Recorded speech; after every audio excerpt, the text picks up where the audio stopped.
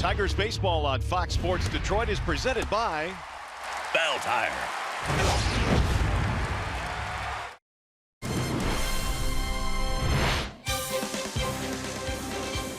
And it's good to see the big fella doing his thing. Miguel Cabrera had a big series against the Pirates. 5 for 14 with 3 doubles, a homer, and 4 RBIs. And hopefully more of the same here this afternoon. Miggy back in the lineup, batting number 3 for the Tigers. Chilly afternoon here at Comerica Park. Royals are in town. Game 1 in this series featuring the Tigers and the Kansas City Royals. Hi again, everyone, and welcome to Tigers Baseball. Mario and Pemba alongside Rod Allen. We are glad to have you with us here for Game 1 of the series against KC, and good to see Miggy get going because last year Roddy got off to a slow start. Wasn't a good year. This year, a much different story. Had a feeling that Miguel was going to get off to a good start, judging by the way he was moving in spring training. He was swinging the bat. He was making real good contact. He was running well, and he's displayed all of that in the first 3 games of the season. He's a Hall of Fame player, and it's good to see him healthy again. All right, now Francisco Liriano is on the mound today for the Tigers. Had a pretty good spring this year. We saw at times a really good Liriano in spring camp. What will we see today? Well, he's a veteran pitcher. That much we do know. We're going to see the pitch count get way up there because that's just the way he pitches.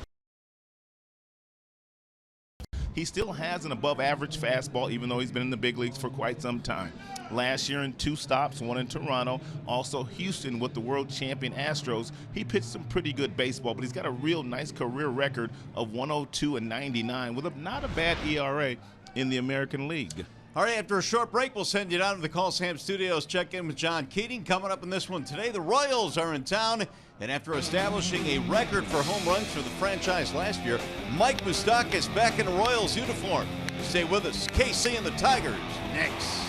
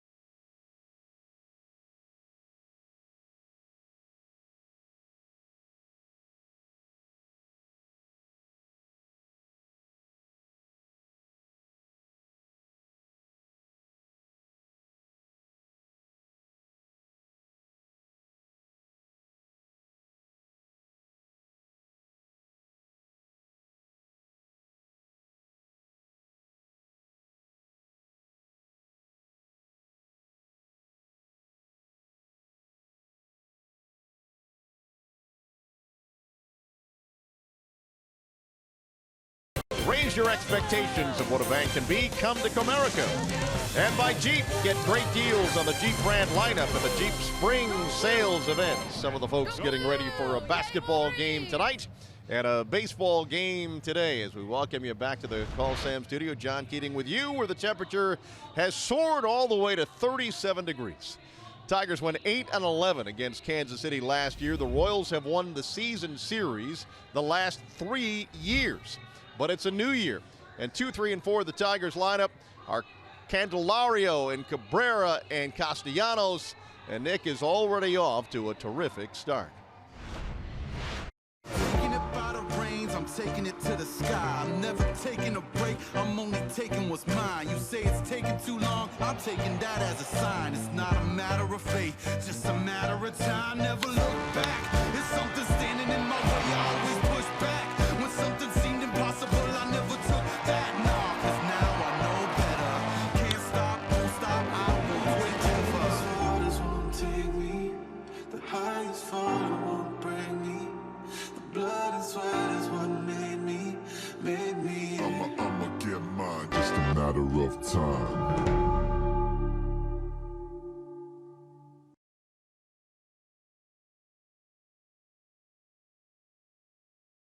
Cool, excellent. Can't.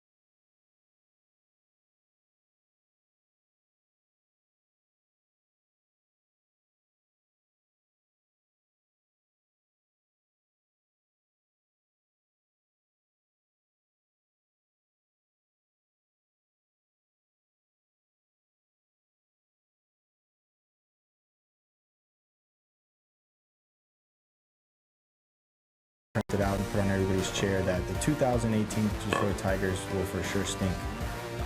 So, we put that on everybody's chair because, I don't know about you, but I don't like being told that I suck at my job.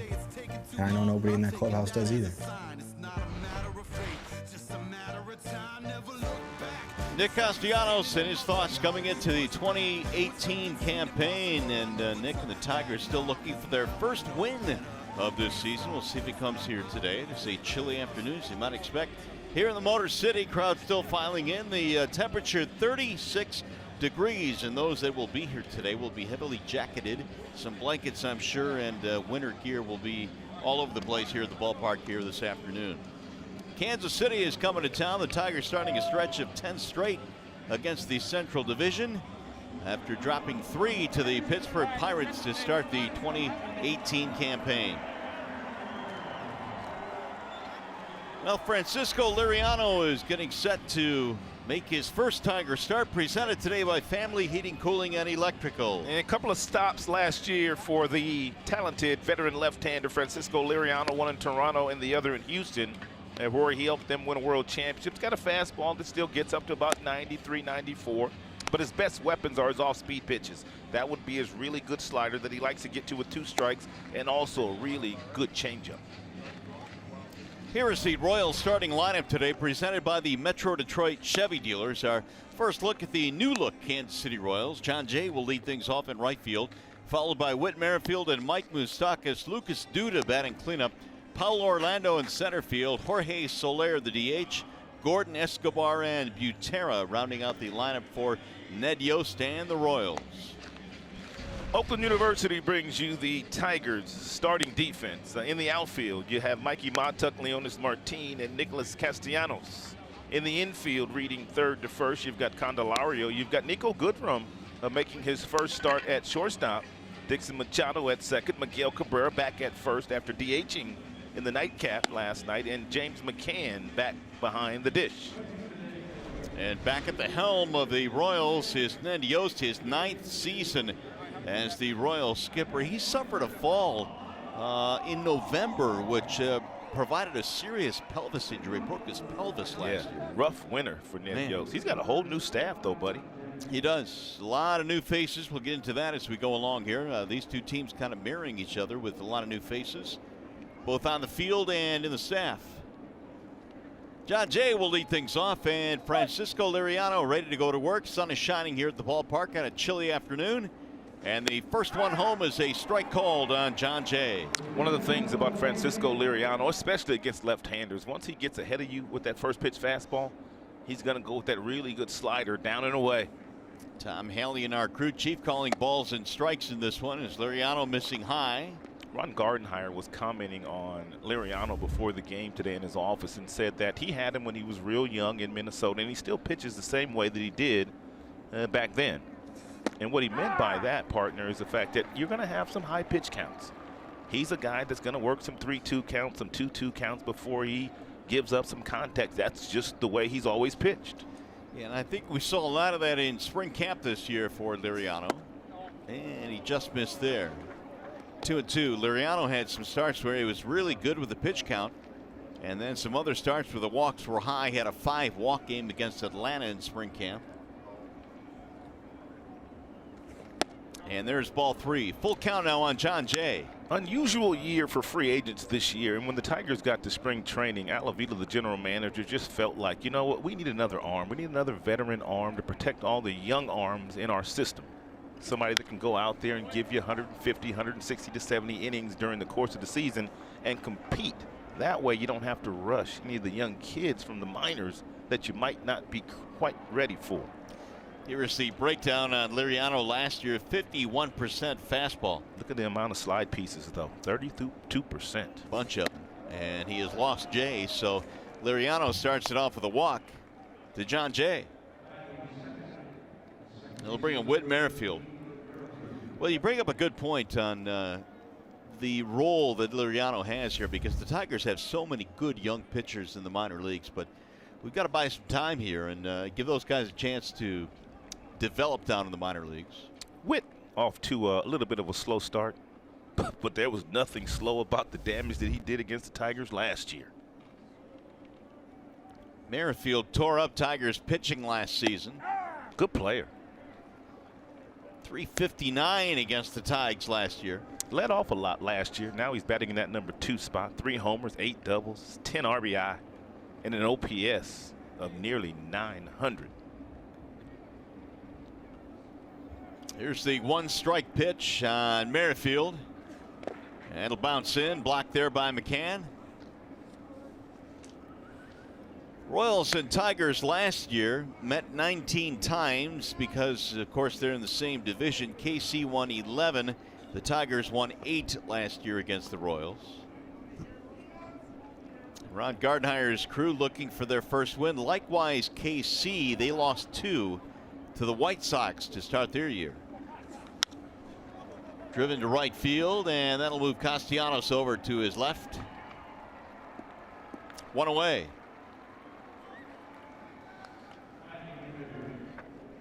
Now Lucas Duda. Nope, Mike Moustakas. I beg your pardon. You know, the Royals were not expected to get Moustakas back. I think a lot of folks were surprised that eventually Moustakas ended up in a Royals lineup again this year, and it was really late into the offseason that it happened. Can you imagine? I can't even imagine. I mean, playing as long as he's played, you get yourself to that free agent year, and you hit 38 homers and you drive in 100 runs, and you get no offers on the free agent market. Oh, yeah, you're thinking you're cashing in. I mean, seriously. Yeah. 38 homers, 100 stakes, no offers. So the Royals re-signed him. Or they were offers that he felt like were not up to what he had did.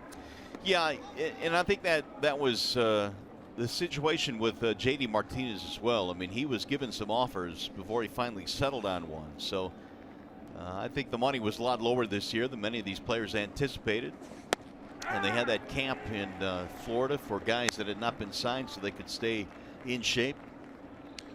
All the people that I talked to today in the Kansas City traveling party, they said you would not know that Moustakas was frozen out of the free agent market last year. He is playing with the same kind of attitude that he's always played with. Pretty much 2-2 against the left-hander, excuse me. He will go to a slider. Every now and then he will get some strikeouts looking on fastballs against left-handers because left-handers are looking for that slider that Liriano usually throws in this count. They'll chase John Jay back to first base.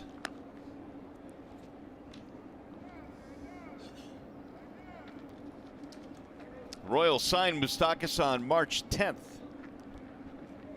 And he was able to play 8 games this spring, hit .346 in spring camp. We'll foul that one back out of play.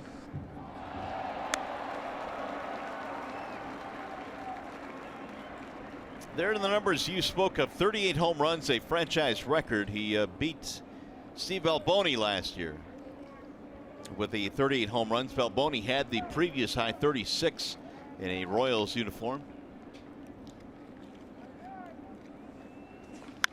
Another foul back out of play.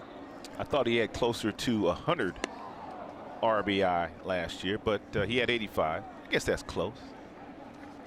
Still good numbers.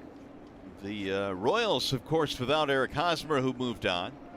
They weren't able to re-sign him. He is with the Padres now, and Lorenzo Cain back to Milwaukee. He got his loot. He did. One of the few that did. Ball high, and again, Liriano goes to a full count. Exactly what Ron Gardenhire was talking about in his office today.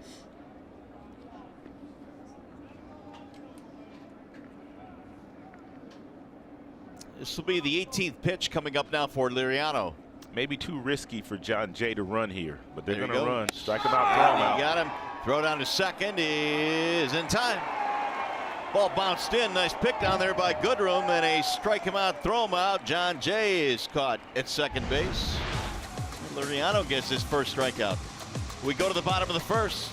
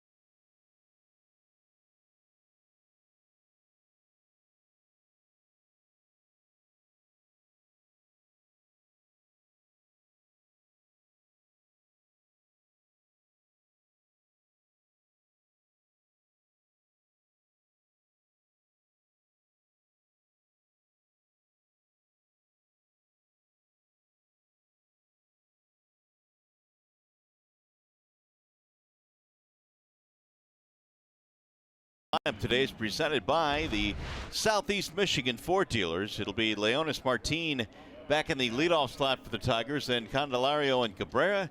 Castellanos batting cleanup again. Vimar DHing. You've got McCann catching. Mata, Goodrum, and Machado rounded out, and they are facing the offerings of Jason Hamill, who is presented by MGM Grand Detroit. He was a workhorse for the Royals in 2017, set career best in 32 starts, 180 in the third innings, but he went 8-13 with an elevated earned run average. Martin fouls off the first pitch. And Hamill's got a fastball that goes anywhere from 90 to 94. That's the straight fastball. He'll also cut the fastball. He's got a curveball, slider, and a changeup. And just like Liriano, a Tigers starter today, once he gets ahead of you, whether you're a left-handed or right-hander, a heavy dose of curveballs and sliders. 0-2 now on Leonis. And a couple of fastballs to Leonis. That one at 91. Yeah, a tick above the belt buckle. Want to try to stay off that fastball up if you can. Martin 1 for 9 to start the new year. Couple of runs scored. Infield playing him to pull. It'll dive low, 1-2. It's a nice pitch right there by Hamill. He's got a good breaking ball. Nice block as well by Drew Butera, who's the starting catcher. Tigers have put up good numbers against Hamill. He is 3-2 career against Detroit, but his ERA is over 6. Here's the 1-2 pitch. Swinging a foul ball. So Martin trying to get things rolling for the Tigers offense, who, well, they were shut down in that first game against Pittsburgh yesterday in the doubleheader. They had the big game offensively in the series opener on opening day. It's been kind of a hit or miss for the Tigers.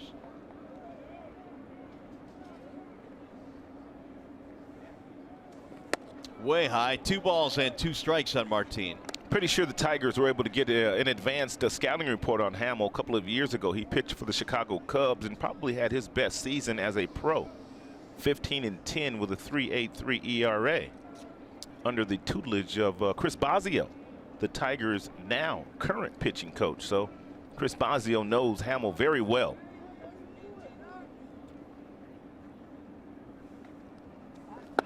That'll miss low, and the count goes full down, 3-2.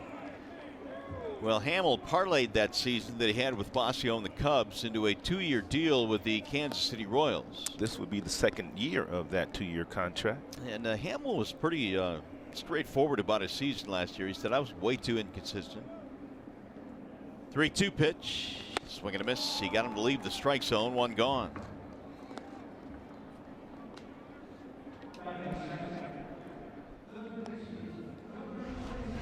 Take a look at the Kansas City Royals defense. Alex Gordon won another Gold Glove last year in left field. That would be his 5th.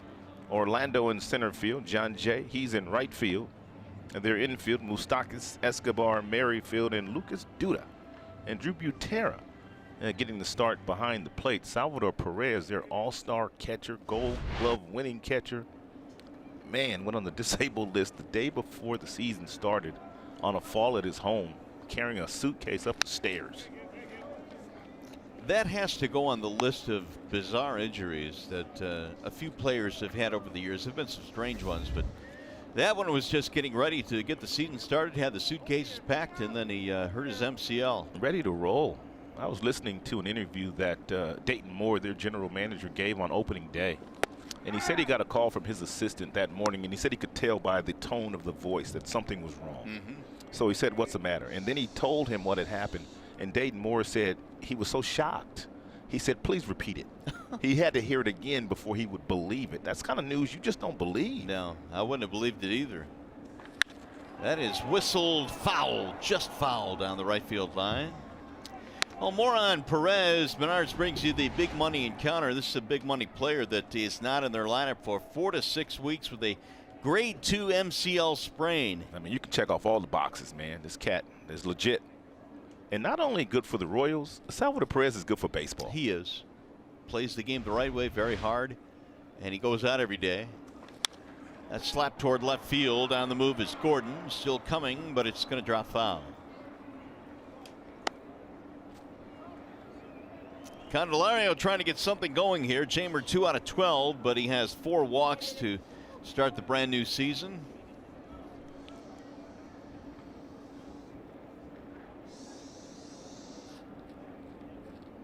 Jamer's father played minor league baseball. He was actually born in New York, was Jamer, but moved with his family to the Dominican Republic where he grew up.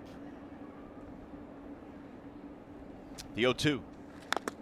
Just got a piece out to stay alive. Already on cue is Hamill. Once he gets ahead, you're going to get that breaking pitch, and it's a good one. He throws it about 44 to 50% of the time once he gets ahead.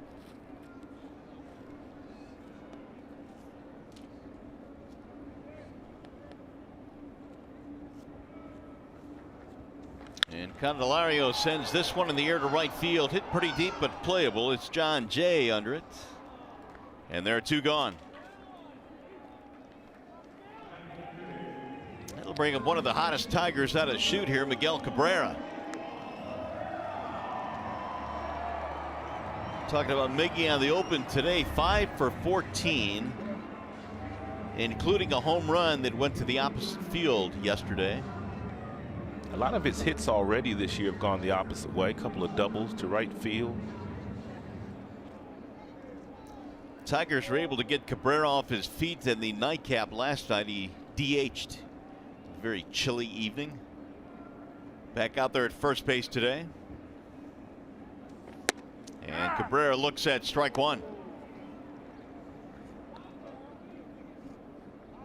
The home run that he hit yesterday was number 463 in his career.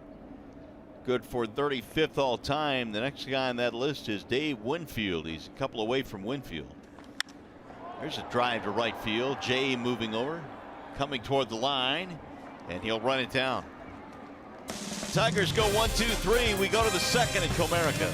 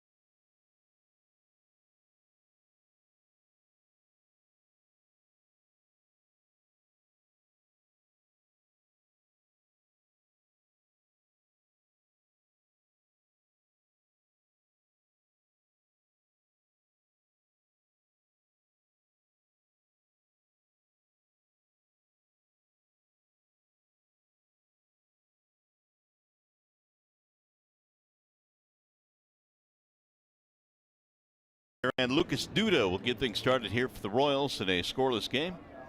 The opener in a 3-game series between the Tigers and KC, and these two teams again will meet 19 times this year. As Liriano goes back to the hill, and he'll have Duda, Orlando, and Soler in the Royals second. Liriano walked a man in the first, but got to strike him out, throw him out to help out the cause. They're going to play to pull it here on Lucas Duda. A ball outside, 1-0 on Duda, the former New York Met, who spent 8 seasons with the Mets. 2 out of 7 for Duda to start the year. In fact, he homered in his first Royals at bat. That's flare to left for Matuk, long run. Mikey finally gets there in foul ground. Just take one more look at the McCann throw to second base when he was able to throw out John Jay on the strike him out, throw him out. He's already thrown out quite a few base runners trying to steal. He's already anticipating that he's going to run, and that ball bounced, but a nice pick by Goodrum. The pop time was 2-1-1. That's the time the ball gets in the glove of McCann into the glove of the shortstop, and the average pop time in Major League Baseball is 2-1-5. That's actually a pretty slow time right there for McCann. He's usually right around 2. But with the runner not getting a great jump in that particular situation because of the left-hander, that is the fact that he was able to throw him out.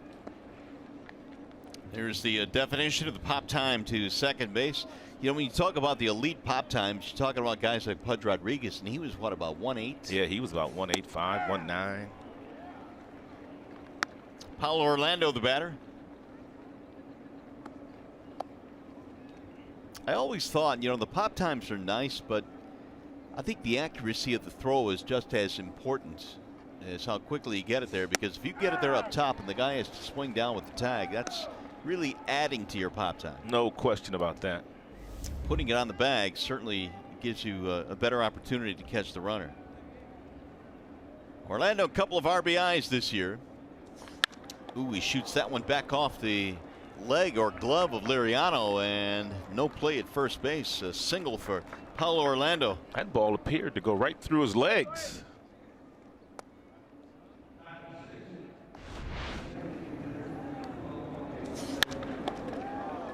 It sure did.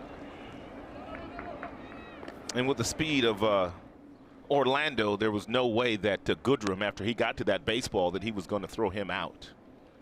Orlando was a track star in Brazil. Here is Soler, who, for all of the huge numbers he has put up at the minor leagues, has just not been able to do it yet consistently here at the major league level. They think that this might be his year, and they're committed into giving Soler 400 to 500 at-bats to see if they can tap into some of that potential. Soler acquired in the Wade Davis deal a couple of years ago, and the Royals figured they were getting a guy that could hit some home runs. He had 24 of them down in the minor leagues last year.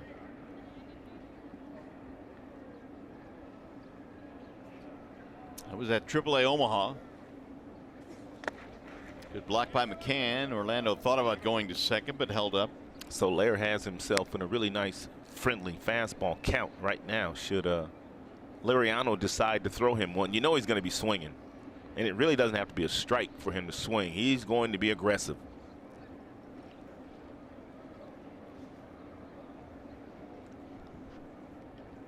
There's the 2-0. Driven to center field and hit deep. Backing up is Martin, still going back. Right at the edge of the warning track to make the catch. That's a home run in most ballparks. He destroyed that baseball. 2 gone now. Tigers Weekday Value Pack is back for 2018. See the Tigers take on the Royals tomorrow and Wednesday and get 4 tickets, 4 hot dogs, 4 bags of chips, and 4 drinks. All for as low as $18 per person. For tickets, go to Tigers.com or call 866-66-TIGER. That ball was crushed. That's the unfriendly part of Comerica Park, man. That ball was absolutely crushed. Dead center field is just Death Valley for fly balls. Here's a high fly off the bat of Alex Gordon. And Matuk cruising back. That'll end the inning. No runs, 1 hit, 1 left. On our way to the bottom of the second.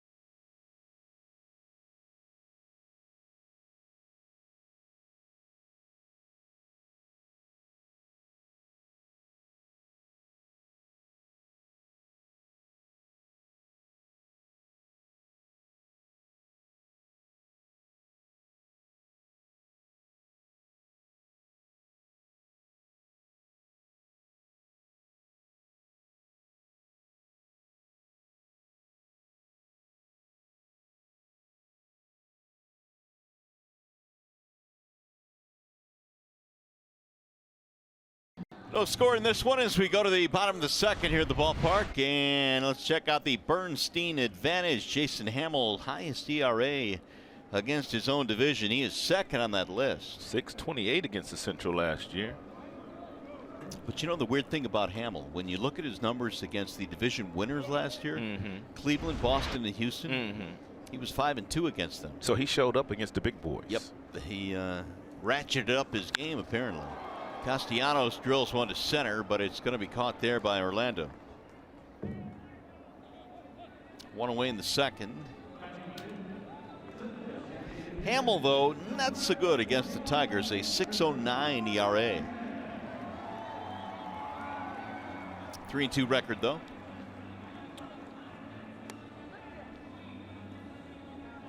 Hamill threw 15 pitches in the first inning, 12 of them strikes. He was 3 for 3 in first pitch strikes in the first, and he has started off the second frame with the first pitch strike. So he's trying to get ahead with that fastball, which allows him to get to his better pitches, which would be his curve and his slider. Here is Martinez, who looks at a strike, and the Royals playing the shift on Victor, but the second baseman, Whit Merrifield, is way out there on the grass. Knowing that Victor can't run all that well, he's trying to cut down as much of the angle as possible. Instead, he goes the other way to left center field. Orlando running it down. He can't do it. Going to go up against the wall. Extra bases now for Victor Martinez. Two-base hit. Had a feeling Victor would do something special today. I don't know why, but I just had a feeling he'd have a good day. He did not DH in the second game yesterday, so he was able to get off of his feet. He's got those fresh legs. He knows Hamill's trying to get ahead early, but he tries that breaking ball, and Victor flips it the opposite way over the head of the speedy outfielder Orlando. Okay, now I got to call you out on something here. I called it. Why not? I mean, I'm honest. You called it, but you didn't pick him and pick the stick. I know, but I told you he was going to do something. I just like the other guy today. Well, let's see if the Tigers can drive him in now. Here's James McCann. And Mack looks at a ball down low as it bounces in. Smothered by Butera. That is the first hit for the Tigers today. Huge shot hole over here for James McCann. The Royals didn't shift a whole lot last year. At least I don't remember them shifting a lot last year under their skipper Ned Yost. Mario? I don't either, now that you mention it. I mean, certainly not as much as some of the high shifting teams like the Astros, the Rays. Yeah. But I think most teams nowadays are into the analytics. Some a little heavier than others. Pretty good start this year for McCann. 3 RBIs already this year, bouncing one to the shortstop. And Escobar slings it over there for the out. 2 gone. Alcides Escobar, one of the veterans still here in KC. He was a free agent last year as well. The Royals were able to get him back. Along with Mike Moustakas, they lost Lorenzo Cain, also Jason Vargas, and Eric Hosmer. They had 5 free agents, and 2 of them returned. Here is Mikey Matuk. Mikey had some real good numbers against Kansas City Royals pitching last year. He had 345 against Kansas City. And good numbers in a limited amount against Hamill. 3 for 5. So Mikey looking for the 2-out hit to drive in a run. They've got some good arms in their outfield. In left field, Gordon, the Gold Glove winner, well above average arm and very good accuracy. Orlando in center field also has a good arm. Jay, not so much in right field. I say that because Victor Martinez is on second base. So if you're Dave Clark, the third base coach, I mean, it's always, you know, you have to factor in the numbers that those guys have as far as their strengths, how hard the balls hit, the kind of jump that Victor gets from second base. Lots of things factor into that third base, making a decision and sending a guy home like Victor on a base hit. Now they're just simply going to send Matuk to first base. That'll bring up Nico Goodrum. Hamill fell behind 2-0, first base open. I guess they may have been peeking at the numbers that he had a season ago against them, 345. Apparently so. They feel they've got a better shot here with Goodrum up there. Nico starting at shortstop today for Jose Iglesias, and he drives one right into the shift and picked nicely by Escobar. He hit that ball hard. He has done that a lot early on this season. Nico's had some good at-bats. Tigers threaten, though. They leave 2.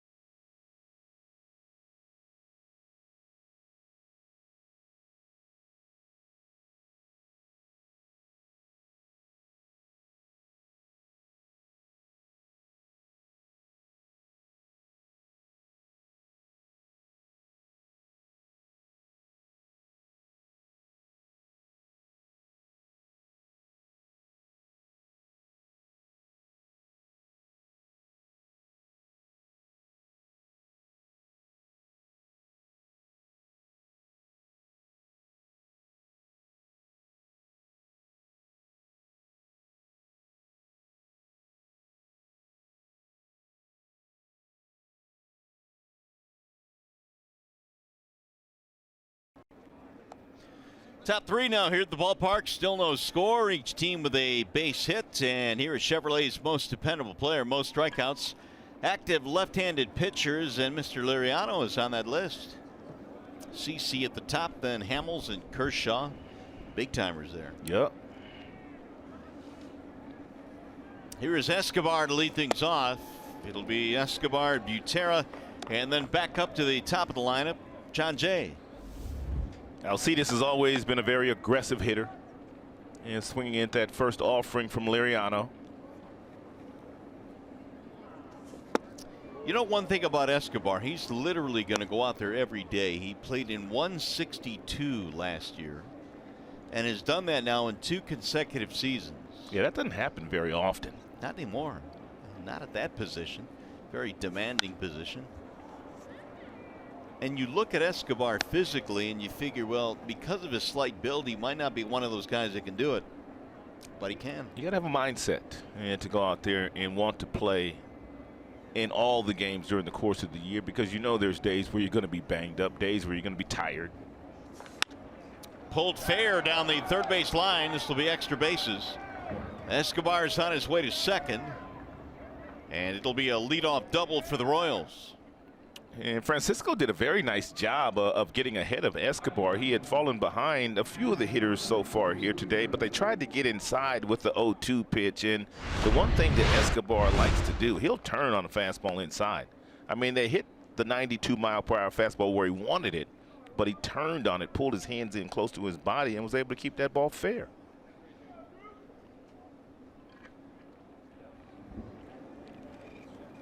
Just eluding the glove of Nick Castellanos. Here is Drew Butera.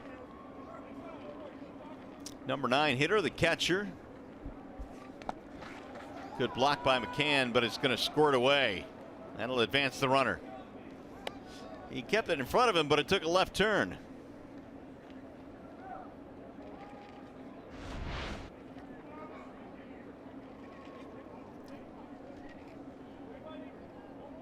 I think I said Castellanos at third. I meant Candelario, of course.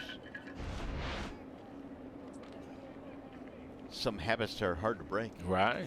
The 1-0 is drilled to center field. Martin cruising over. And this will score the run. A sac fly and a line drive by Butera, giving the Royals an early lead. Butera gets an RBI.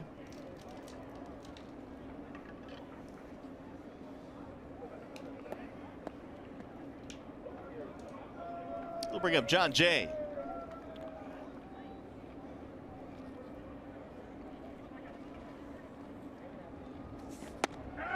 In there, a strike called.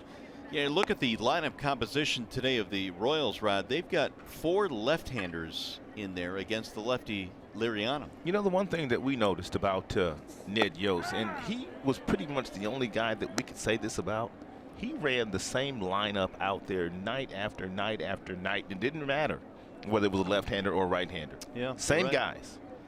Kane, Escobar, Moustakas, Merrifield, across the diamond, Gordon, same guys every game. So he's not one of those guys, I don't think, that plays into those heavy matchups, at least not with his everyday guys. 1-2 on Jay. And he pokes one towards second. Machado has it there. And we say hello to Mickey York. Hey, Mario, Rod, as you guys know, in order to play shortstop in the major leagues, you have to have soft hands, and Nico Grudrum playing shortstop today believes the same thing. Problem is, Nico is a fine southern gentleman, and his southern skin doesn't jive with our northern springs, so this is how we found him in the clubhouse this morning with his hands wrapped after being freshly dipped in hot wax. He explained the process helps keep his fingers from cracking and his cuticles from crumbling. Now, I did check to ensure that he would be wax-free come game time. That is indeed the case, but the hands look good, guys. Hands from cracking and cuticles from crumbling. Yes, which can happen in this kind of weather. Look at these mitts. They're terrible. I need a hot wax treatment. Rod, have you heard that before with any major league player? No, I've never seen that. I've never seen that either. I saw him in the clubhouse today, too, but I'd never seen that before. He said it was so cold last night that his hands were starting to crack, though. Yeah. Or, I mean, well, as long as they weren't crumbling. Here's the 1-1.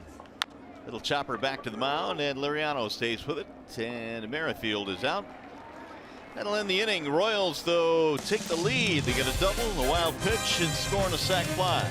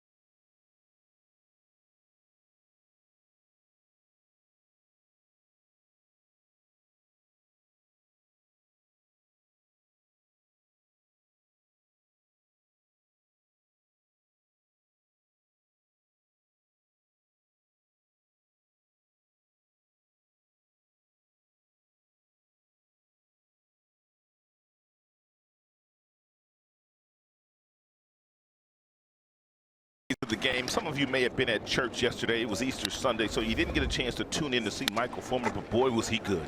He had a fastball that was electric. It got all the way up to 96 miles an hour, and he was able to maintain that velocity through the 8 innings that he pitched yesterday. And to go along with that mid-90s fastball, new weapon, real good slider and some good changeups. He was good yesterday, buddy. Should have won.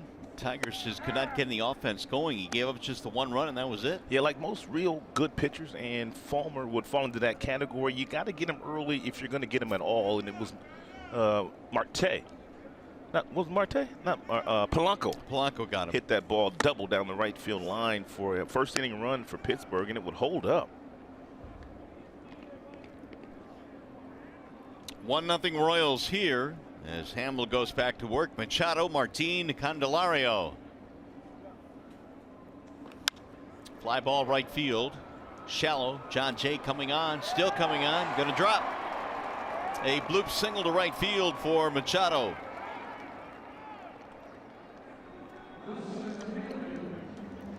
By the way, if the Tigers combine for 3 or more home runs, bring a copy of the box score to a participating Arby's location tomorrow. You know what's waiting for you. Free small order of curly fries. Gotta get the 3 homers, though.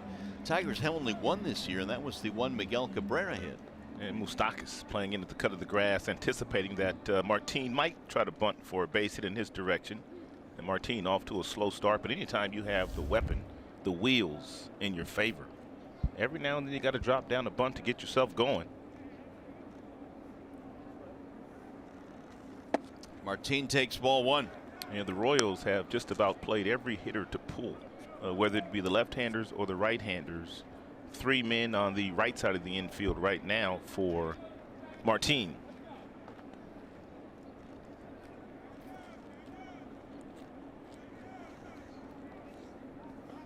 Now, opposing runners were able to run last year on Hamill. In fact, they were successful in 20 of 23 attempts of stealing second base last year. 20 of 23. 20 of 23. That's pretty good. Machado stretching his lead at first. The 1-0. Martin looks at a ball outside. 2-0 on Leonis. Here's your defensive alignment for the Royals.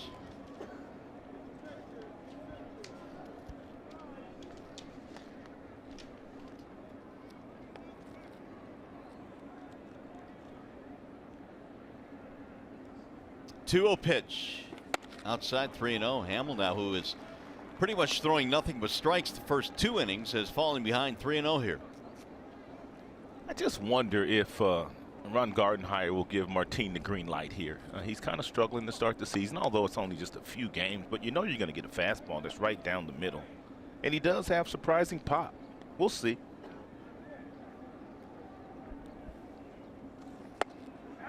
Strike called to the outer edge. He was taking 3-1. Yeah, Martin a couple of years ago with Seattle hit 15 homers.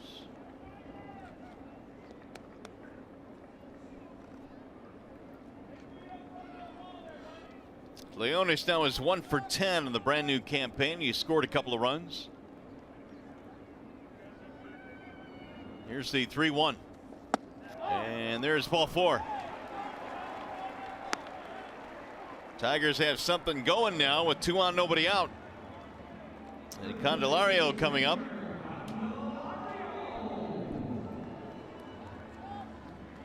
So Hamill's got some work to do now here in the 3rd. Tigers have the beefy part of the lineup coming up. Candy flied out to right field his only time.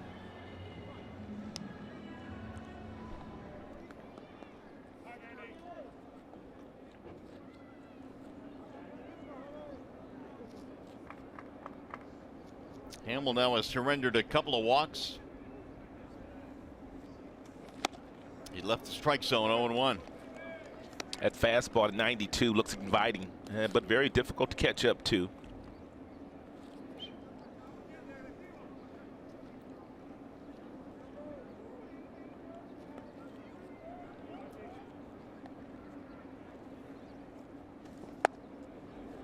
One ball and 1 strike.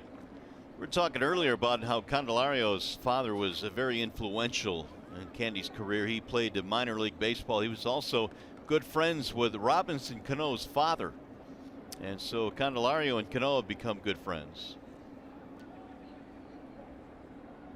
They hit together in the offseason. They do. And Candy was saying that the one piece of advice that Robinson Cano gave him was short stroke and use all parts of the field. Go foul line to foul line, but keep that stroke very short. And that pretty much is what Candy, I mean, that describes him perfectly. Yep. Wave and a miss, and he got him on strikes that time. Pretty good breaking ball here thrown by Hamill. If you're the Tigers, you pretty much know because of the data, that's been compiled on him, that once he gets ahead, that's exactly what he's going to do. He's going to bury that breaking ball down into the left-handers and down and away to the right-handers. Here is Cabrera.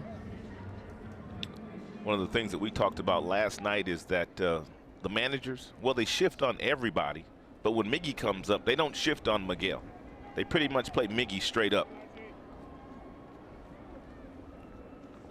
And Cabrera looks at a strike, 0-1. Miguel has the kind of bat control. If you take the second baseman and put him on the other side, on the left side of the infield, Miguel can hit that ball right through that hole with no problem. He's got that kind of bat control.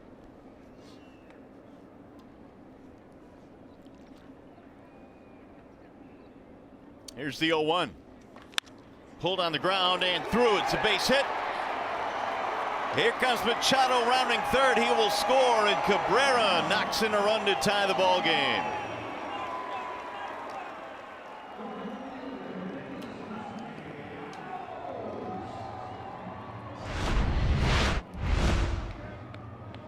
It's a two-seam fastball that's in on the hands of Miguel. He doesn't hit it on the barrel, but he's strong enough to muscle that ball into the outfield, and with 2 outs, and Dixon Machado was off the crack of the bat, able to score without a play.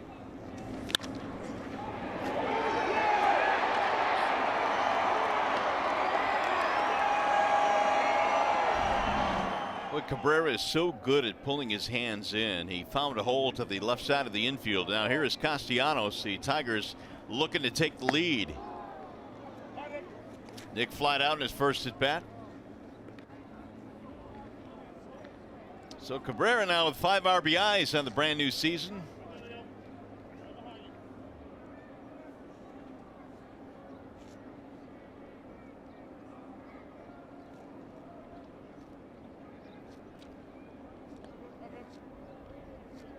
Here is Hamill's 0-1. 0-2 now on Nick. Did you see Dave Clark, Mario, waving Machado home? Take a look at him. He's waving him and running so fast he came right out of his helmet.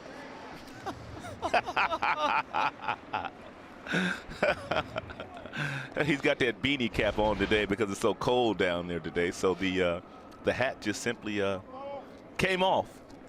Who's that, Dimitri? Every time he used to hit the ball for a double, his hat used to kick off right before he got to first base. He actually used to knock it off himself, I think. After a while, he just kick it off.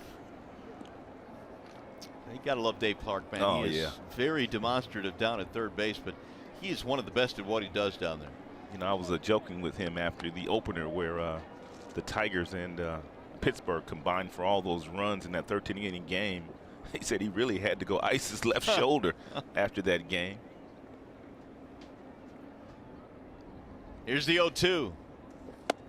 And Nick backs out of there. Ball inside, 1-2. I think the third base coach can sometimes be very underappreciated, and we talk about this all the time. The only time people pay attention is when somebody gets thrown out at home plate. That's right. The only time. But when a third base coach is aggressive and the runner scores, it's because he was supposed to, it seems.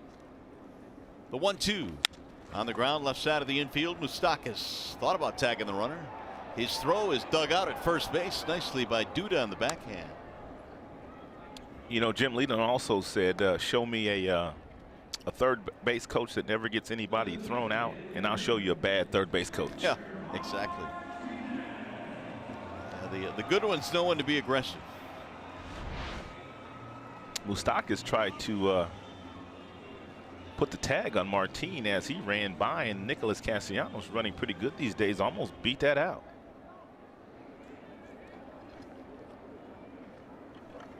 Think he had a shot there to go to second, start the double play? I don't know if it was hit hard enough No. for them to get Castellanos. Possibly, though, but it didn't appear to me that it was hit hard enough for a 5-4-3 double play. So that will leave runners at second and third. And here is Victor Martinez. Smothered by Butera.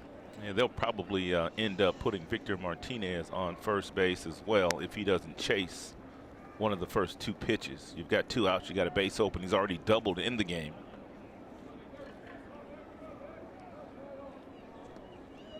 Once again, the shift being employed. Victor went the other way and shot one to left center field for a double in his first at bat. His first hit of 2018. In there, a strike called, 1-1. Martinez with 5 home runs in spring training this year. If Hamill is going to pitch to Victor in this situation, if you're Victor, you know you're going to see his best pitch, and his best pitch to get you out with is a breaking ball. So you just make him get it up.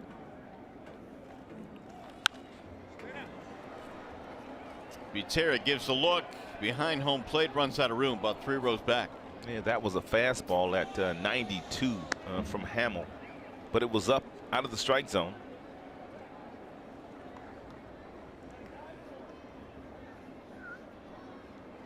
Hamill's been around. He broke in with Tampa, went to the Rockies. We spoke of his time with the Cubs and also had a brief stint with the Oakland A's and Baltimore Orioles, so he's been around. The deal that he signed was a 2-year, $16 million deal before the season started last year.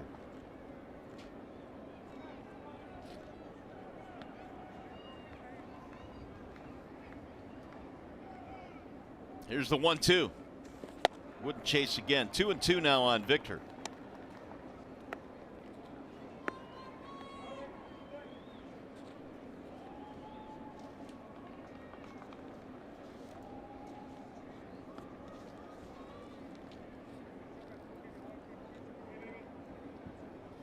Tigers right now and beginning a stretch of 10 straight against the Central Division. Got the Royals here. They'll be going to Chicago and then Cleveland. High fly ball right field. It's going to stay in the ballpark though as John Jay cruises over, and that'll retire the side. Tigers settle for 1 run. They leave 2 as April in the D rolls on here at Comerica Park.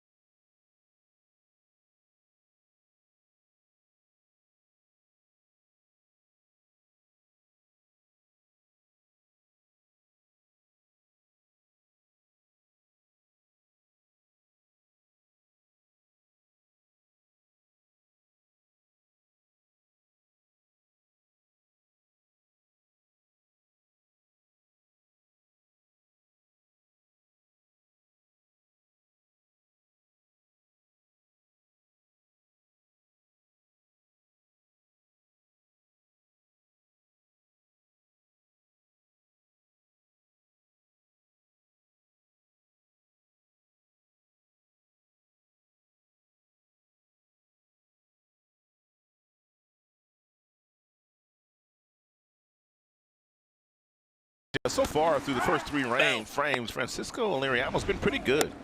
He's kept the Kansas City Royals batters off balance with a mixture of good fastballs, 92 to 94, but some really good sliders and changeups. Not a lot of hard contact so far against Liriano. He'll go after Mike Moustakas to get things started here in the 4th inning. It is a 1-1 ball game, each team with a run in the 3rd. And Moustakas, Duda, and Orlando here in the Royals 4th. Line to left, but foul.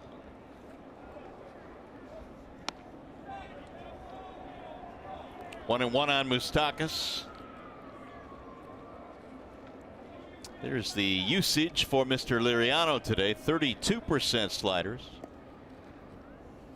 Here's the 1-1. To center field, Martin on his horse, still going back to the warning track to make the catch.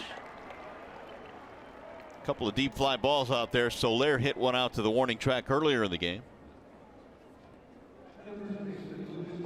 Martin's done a nice job, Rod, it appears, of getting acclimated here to Comerica Park. Yeah, he played in a very spacious center field last year in Seattle as well. Seattle's a big outfield, too, so he's got good speed out there. He's 30 years old, but he's still got some fresh young legs. He can cover a lot of ground.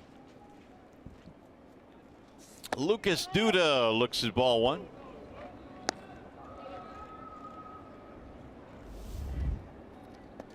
Duda, one of the new Royals. He is playing first base. Eric Hosmer has moved on to the National League with the Padres. You know, for a while there, it was taking so long to sign Hosmer that I thought he might just go back to the Royals. Well, they offered him a deal. They tried to get Eric back. They just couldn't match the deal that he was able to get from San Diego. Was San Diego a surprise destination, though, for you? Yeah, for sure. I mean, but Eric Hosmer was a guy that they wanted to build around. They wanted him to be there when they got a whole lot better, and San Diego feels like they're just a couple of years away. They liked Eric's makeup. Rolled slowly to the right side. It's going to be cut off. Right before it got to Machado, a little backhanded flip there by Goodrum for the out. Let's go to Mickey York.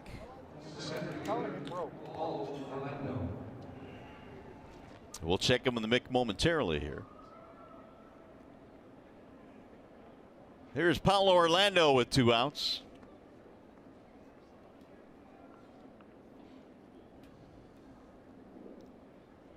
Orlando singled in the second, but was stranded by the Royals.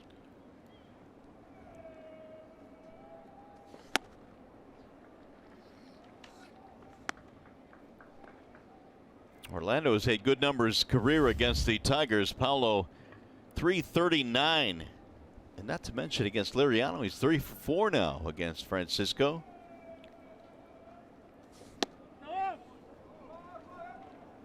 One ball, one strike.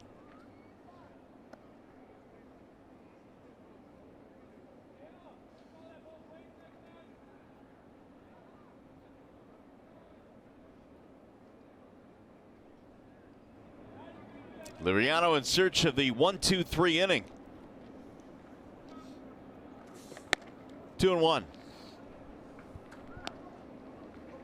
Orlando is one of 5 major league players born in Brazil. Of course, the one that comes to mind is Yan Gomes of the Indians. We see him quite a bit.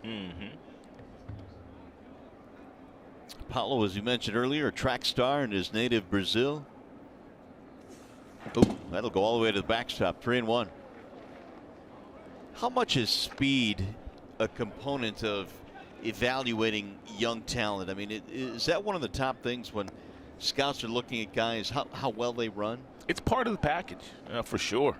If you've got a guy out there that really has some blazing speed, I mean, that might be the one tool that gets him drafted in a very respectable round. I mean, some guys have power, some guys have speed. I mean, it's one of the components that they look at for sure. There's a fly ball to right for a 1-2-3 inning for Liriano. Let's go to the bottom of the 4th.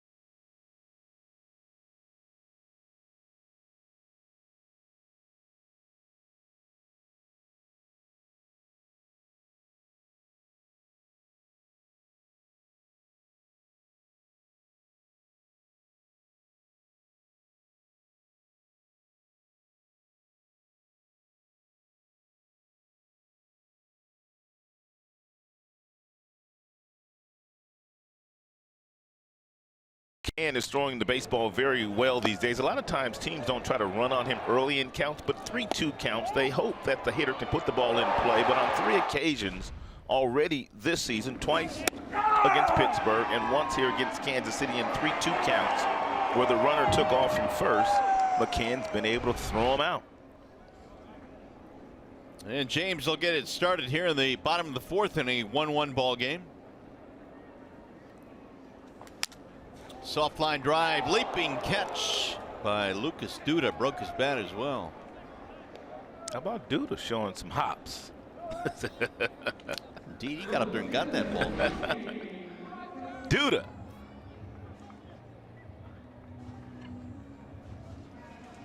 He came down pretty quick too, though. Yeah, he did, and hard. 1 away. Here is Mikey Matuk.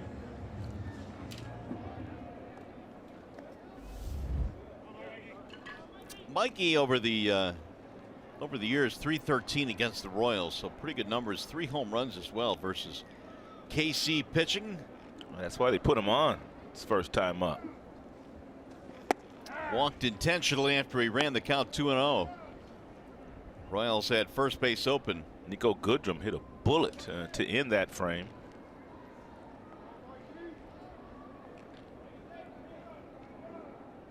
Hamill's 0-1.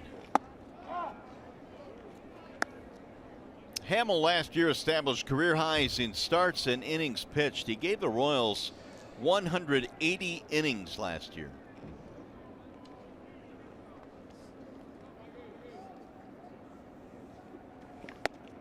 It'll dive in for a strike, 1-2. He's been pretty good at getting ahead of the Tigers so far this afternoon. He is 12 of 16 in first pitch strikes thrown, and that allows him to get to his best pitch, in my opinion, which is his off-speed stuff. Wave and a miss, and down goes Matuk. 2 away, we bring in Mickey York. Hello, guys. As you have probably noticed, Jose Iglesias, Victor Reyes are not playing today after colliding in the second game of yesterday's doubleheader. It actually turned out to be worse for Reyes than it did for Jose Iglesias. Iglesias initially hurt his ankle, but said he was feeling fine today and could have gone today if necessary, but after the doubleheader, Ron Gardenhire wanted to give him the day off.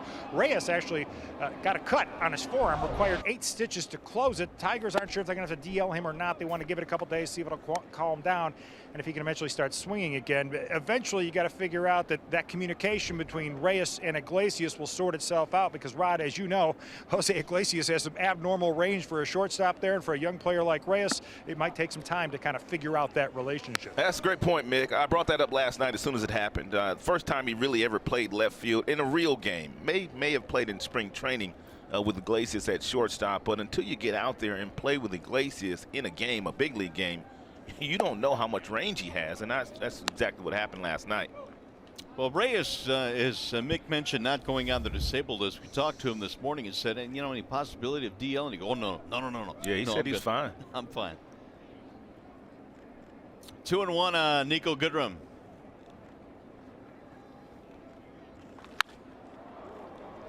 You know, Goodrum, we haven't seen him play a whole lot, Rod, but this guy's got a little thunder in his back. He's got some pop. He had a good year last year in Rochester, AAA for the Minnesota Twins organization. He drove in 66 runs. He had a high batting average. He played 7 different positions on the field.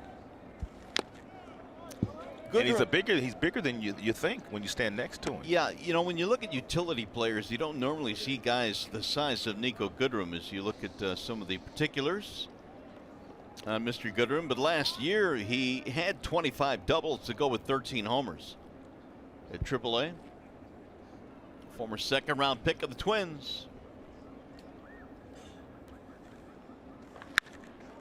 Hits that one in the air toward shallow right field. John Jay's been busy.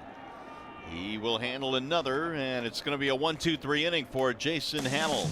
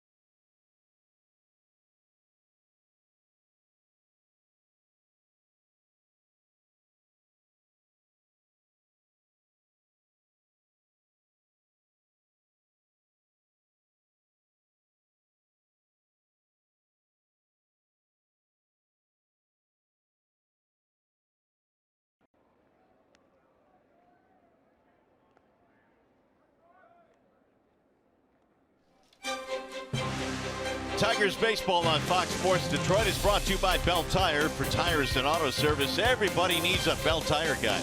And by Chevrolet, the most awarded and fastest growing brand the last 4 years overall. Tigers celebrating the 1968 World Championship team. You saw some tickets there. Those were the retro tickets that are being handed out this year, and those were for today's game. So it's kind of a neat way to tie in 68. They're going to have one for every single game. Yeah, it's pretty cool. Here is Jorge Soler to get things started. It'll be Soler, Gordon, and Escobar facing lefty Francisco Liriano, who surrendered a run in the third, and that's been it. He's kind of settled in nicely, though, partner. Agreed, only 2 hits allowed. Didn't he go like 3-2 to the first 3 hitters of the contest today? It was a little bit concerning because, yeah, we had talked about how the pitch count tends to elevate. And the walks. He's pitched well today. Good breaking ball, good changeup, real nice action on the change piece. Oh my goodness. Look out. 2-2. Told you Ron Gardenhire today said that he expected him to stay out there for a while. Of course, they had him when he was a baby. He was a rookie in Minnesota. And he pitched well. Remember, they had Johan Santana. Then the next day you would see Liriano. Wasn't happy. Wasn't a good day for the lefties. 12-3 in that 06 season when Gardy was managing the Twins at that time. An ERA of 2.16. Did he get the Rookie of the Year that year? I believe he did, yeah. I'd have to double check on that, but I believe he won it. He was close. If he didn't get it, he was in the top 2-3. Oh, that was an ugly swing right there. He's got a real nice off-speed pitch today.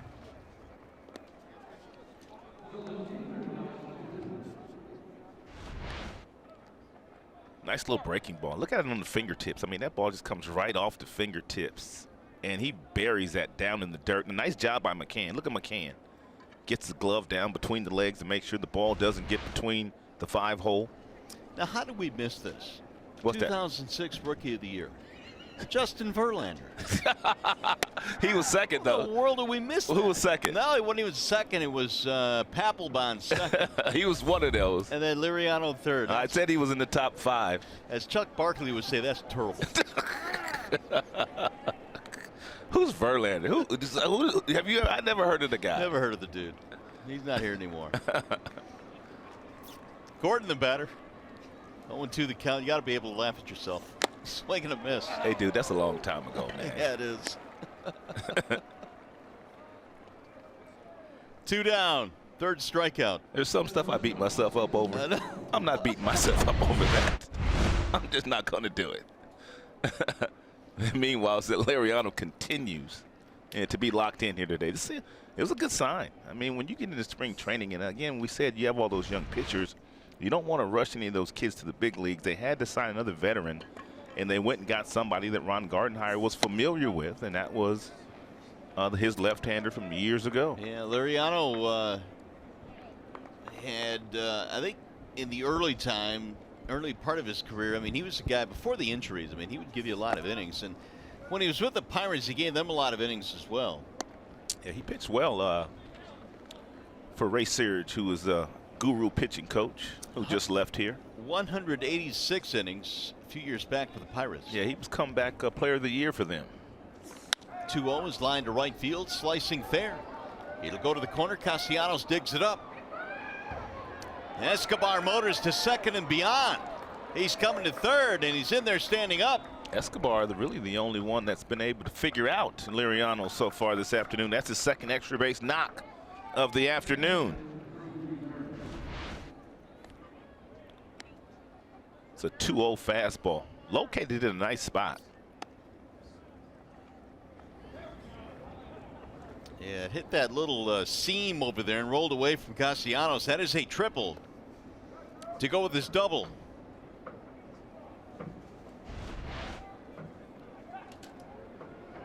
Here is Drew Butera. 2-out, 3-base hit. Royals trying to take the lead with 2 away.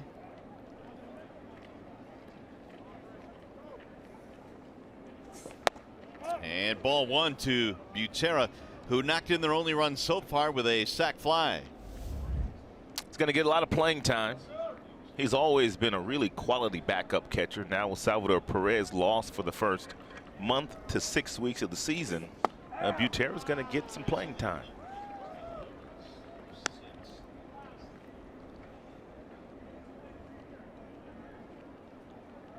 Butera, a lot of time last year. I think they were trying to back Salvador Perez off a little bit in terms of the amount of games he was playing. And, you know, Salvador was one of those guys that wanted to go out every single day. Yeah, it's hard to get him out of there. And early in his career, Salvador did play a lot. But I think Ned Yost just took the initiative last season that he was going to protect Salvador from himself. That's what you have to do sometimes with guys like Perez.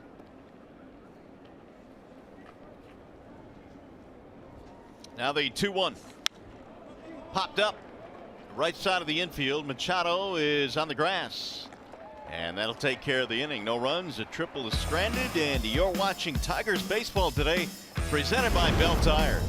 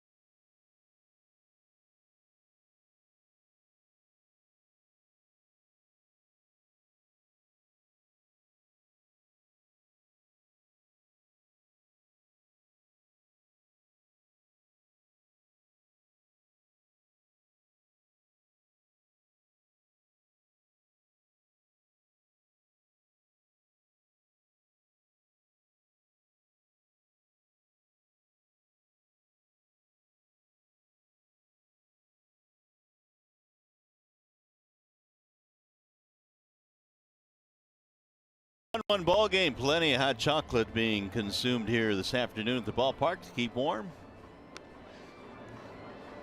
The most hits first 3 games of the season for the Tigers since 1999 was 35.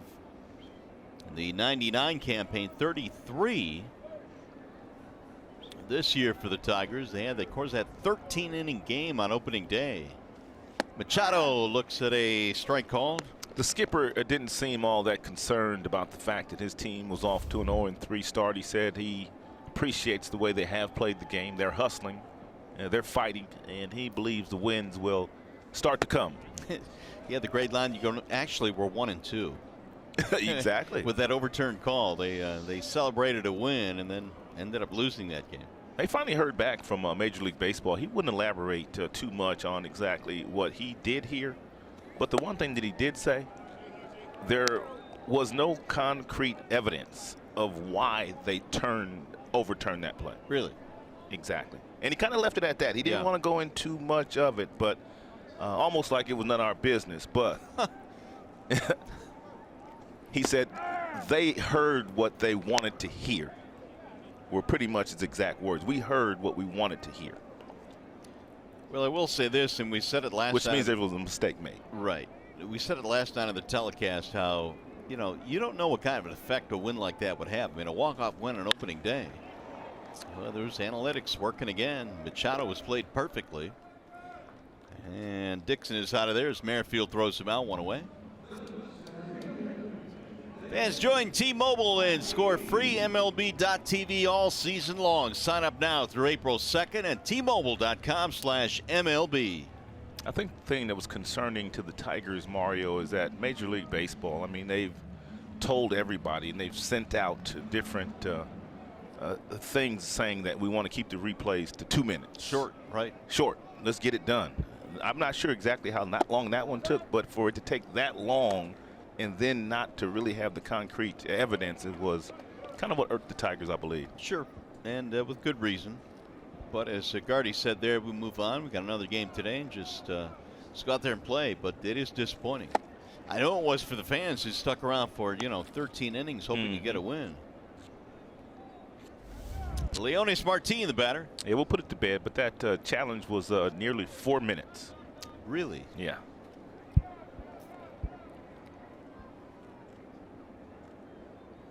The 1-1. 2-1 on Martin. And big hole on the left side of the infield for Martin. It's that ball that Harrison hit yesterday. You talk about being a game of inches. Look at that, and that was a home run ball that they had to look at. You can see the indentation on the wall. Get out. Soft line drive to left. That's going to drop. Base hit right in front of Gordon. And Martin has a single as Rod's picked the stick. Guys begging for base hits. Just begging. What? Yeah, I do that. I do that for your guys too. I don't blame you. I said get out. We want to hit. Yeah, you want to hit. You got 2 points now. Well, no, 1. He struck out in the first. Yeah, you had to remind. Here's Jamer. Well, you talked about the fact that last year Hamill was not good at holding runners on at first base and preventing them from stealing. Let's see if Martin is on the move here. He's got really good speed. 20 of 23 stole safely, successfully against Hamill last year. Ball 1 to Jamer. It's a pretty aggressive lead as well that Martin has.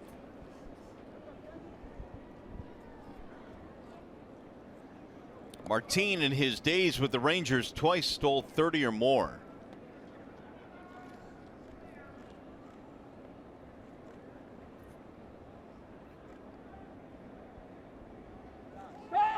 Time was called and Hamill delivered. That is about as late a time call as you will get. Max Scherzer used to do that a lot. Remember, Max couldn't hold runners on very well, didn't have a really good move. And under their new pitching coach, Cal Eldred, as we get a look at Cal, let me see, that's Ned Yost, excuse me, but Cal Eldred, the new pitching coach, obviously wanted him to get better at holding runners on, so obviously you hold the baseball a little bit longer. It was actually fun watching Scherzer in the bullpen practicing just holding the baseball. Yeah, there's different ways of shutting down the running game. Big lead for Martin.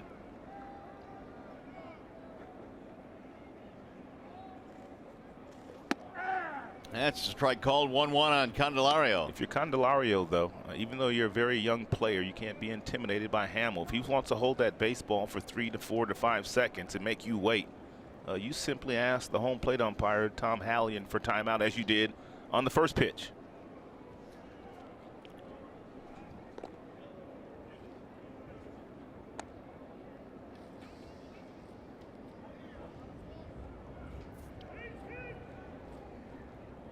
Royals got a run in the third. Tigers answered, and now the Tigers batted in the fifth with 1 on, 1 out. First of 3 between these two clubs.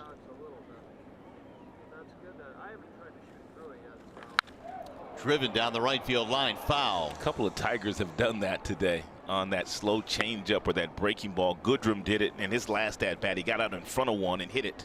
A home run distance, albeit foul.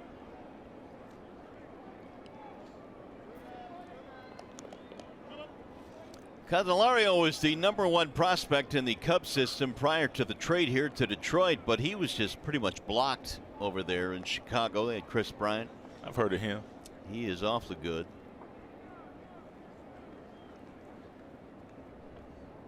Now the 1-2. And a lot of times when guys get traded, it's a jarring experience for them, especially when you come up with one organization, you feel you'll get to the big leagues with them. But Candelario realized that, hey, man, they're pretty loaded with young prospects all across the diamond. This is probably a good move for me, and it has been for him. And here he is, the starting third baseman. Behind in the count here, 1-2.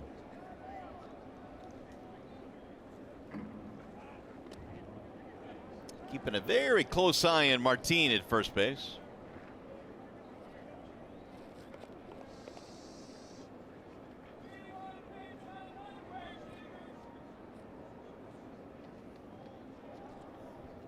Royals last year didn't score too many runs for Hamill when he was on the mound. In fact, just 86 runs in his starts, which was the second lowest run support. Line drive, base hit left field. He went up top and slapped it to left. Martin going to third, and Cantney to second with a double. Outstanding job by Leonis Martin, aggressively challenging the very strong arms of Orlando and Gordon in the outfield. Good piece of hitting here by the youngster Candelario. He takes this ball at the top of the strike zone and gets on top of it and hammers it right past Alcides Escobar, who nearly made another nice play. And then Martin gets on his horse, and he's able to get to third base. And then you have Candelario getting to second base. So that's a nice job right there by Tigers running the bases. Second and third, only one out.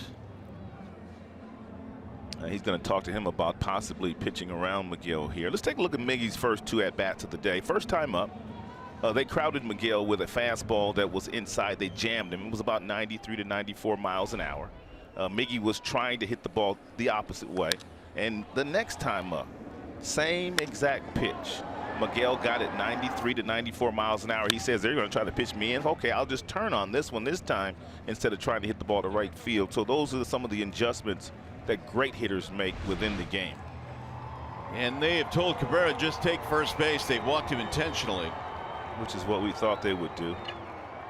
And that's to get to a guy that drove in 100 last year, partner. Well, Cabrera is back, and they know it. He's gotten off to a great start. Here is Castellanos, who is 0 for 2, ground ball, fly ball. Tigers a chance, a golden chance here to break it open a bit in the fifth inning and grab the lead.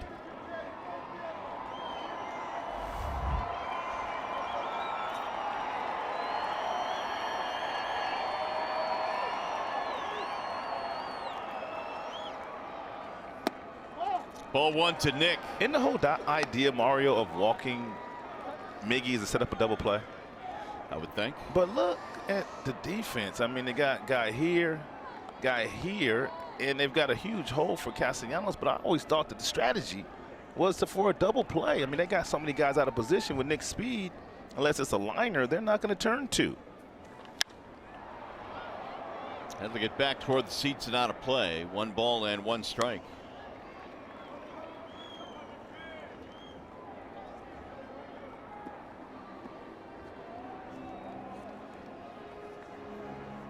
Ooh, he's a fly ball pitcher. That would be the definition of those numbers. 5 double plays in 157 opportunities last year. Miguel Cabrera continues to tell Candelario where those middle infielders are playing. Every time Miggy goes back to the base, he looks at Jamer to make sure he knows exactly where Merrifield's playing. He doesn't want him to try to run on something hit on the line right back at him. We talk about Miggy and his base running skills all the time. He's teaching these other younger kids on the bases right now.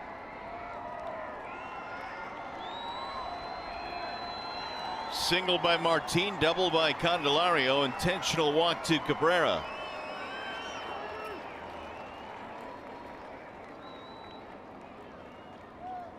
Now the 2-1. Nick lines it to left. That's a base hit.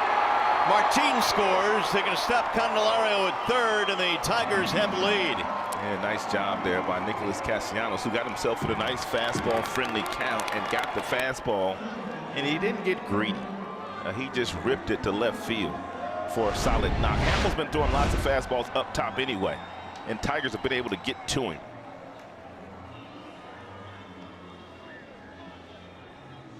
It'll bring up Victor Martinez.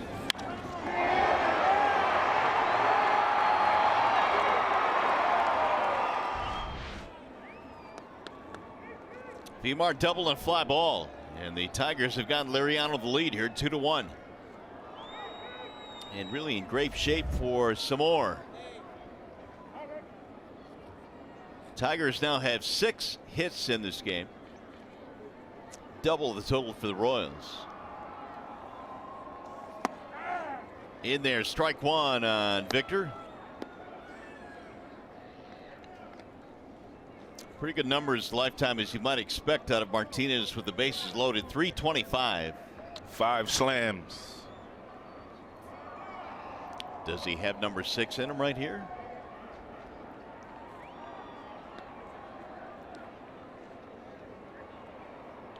The 0-1.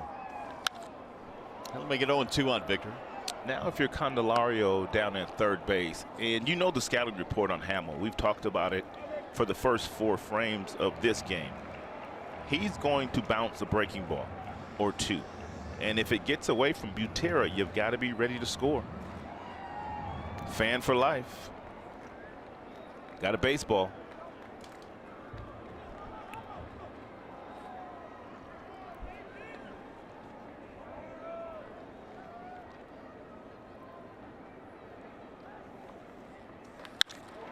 Back up the middle into right center field, a base hit. Candelario scores. Here comes Cabrera rounding third. He will score. Victor Martinez gets it done, and the Tigers have padded the lead 4-1.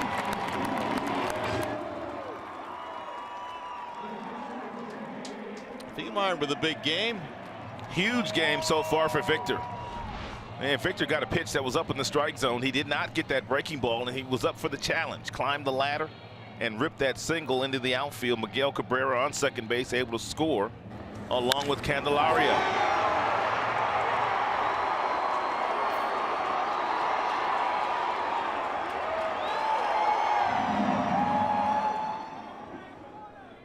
Clutch hitting for the Tigers as Castellanos drives one in, and 2 more now for Victor.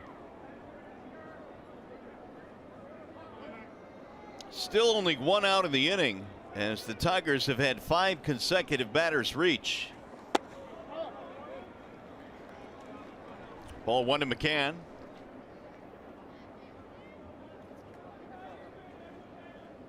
Tigers now have 4 runs on 7 hits.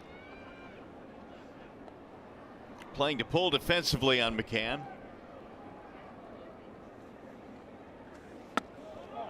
Did he go? Yes, he went around. So says Phil Cuzzy. Got a crooked look there from McCann. I don't know about this one. Thought he held up. Pretty close. It is close.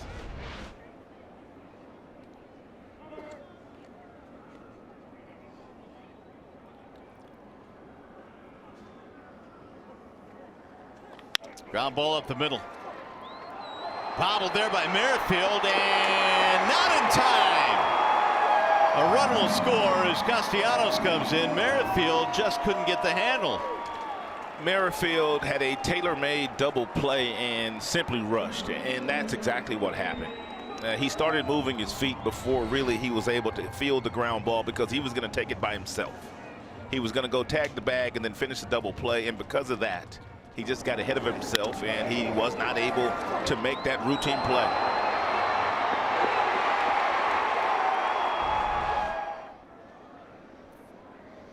I told you Victor had those fresh legs today. Didn't I? Anybody pick the stick? No, I think somebody left him out there. Left him out there? Yeah. Oh, the truck. Oh, the truck had him, I think. Since when does a truck get a vote? Everybody else gets one.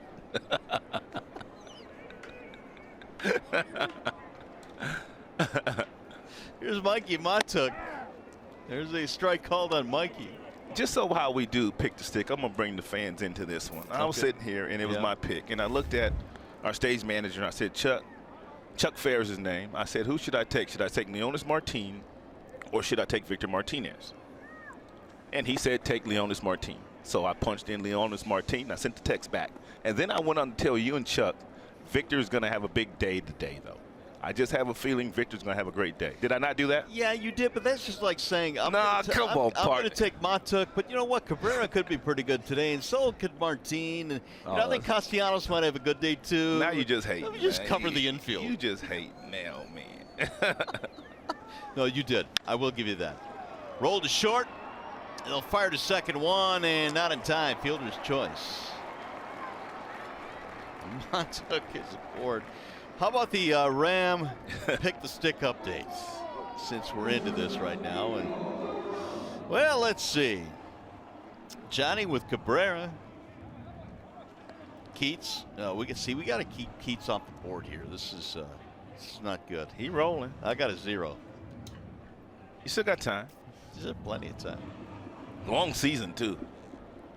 As I found out last year, because I led just about wire to wire and then choked at the end. Well, that's because you went into too many maintenance days. I mean, you had such a big lead. Oh, today's a maintenance day. You know what I mean?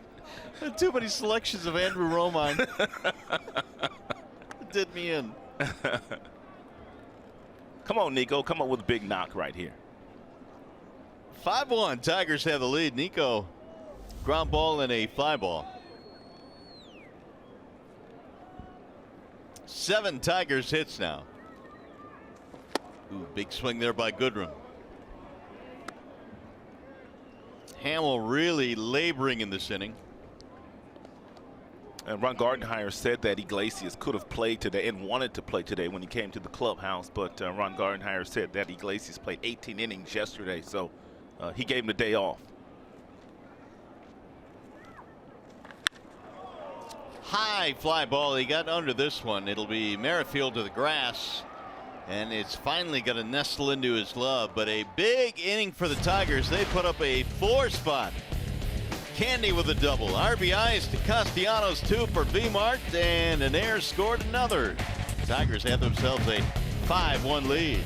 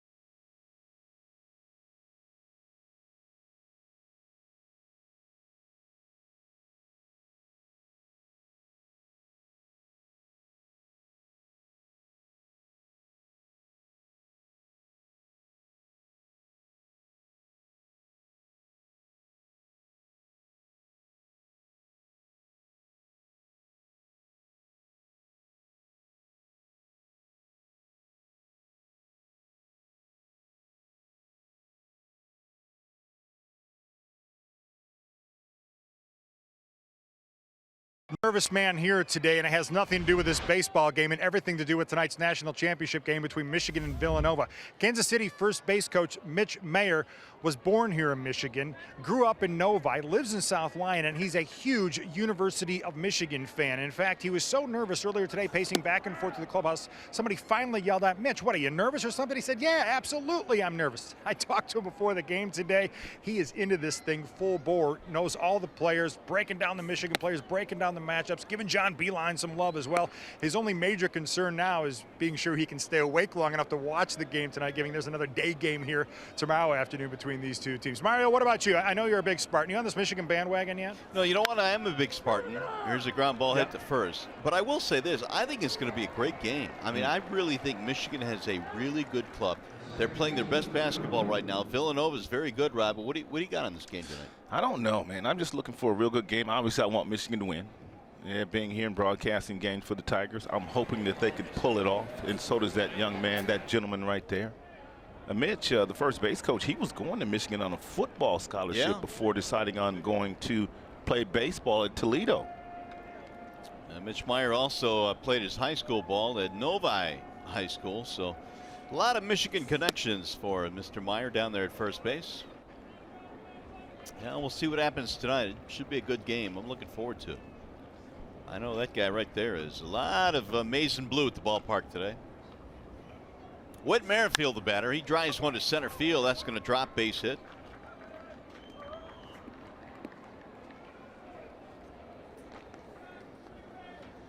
Fans, don't miss Kids Opening Day, Sunday, April 15th. Tigers taking on the Yankees at 1:10. All kids 14 and under receive a free Paws growth chart.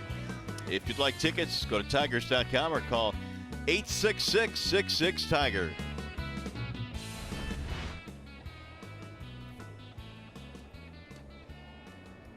A lot of youngsters at the ballpark today. They don't feel the cold, do they? No, they don't feel it. Moustakas, a wave and a miss. And Whit Merrifield has good speed. As a matter of fact, he led the American League in steals last year, but down by 4. I don't think he'll be trying to steal a base here with Liriano on the mound.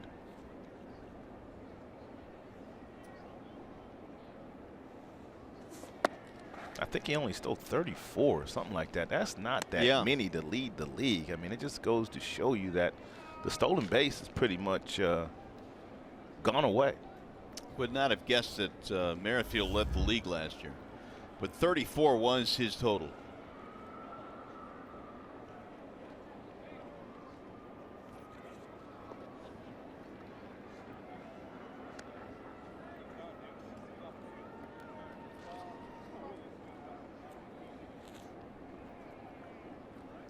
Moustakas made his 7th consecutive opening day start at third base for the Royals this year. For a while, it looked like that wasn't going to happen. He was going to move on to another team, but it did.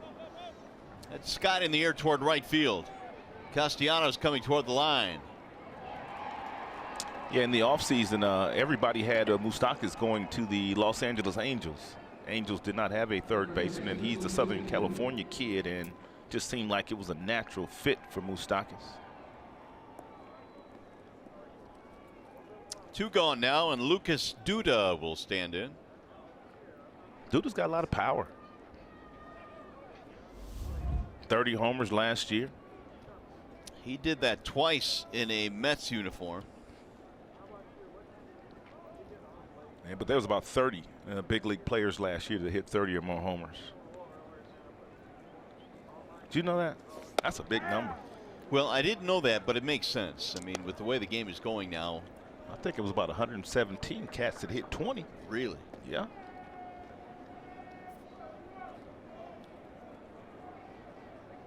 Which made the year that Michael Fulmer had even that more impressive last year. Yeah, when you're a guy that doesn't give up too many home runs, Fulmer is one of those guys. He only gave up 13 in a record-setting year for home runs in Major League Baseball. He was great yesterday.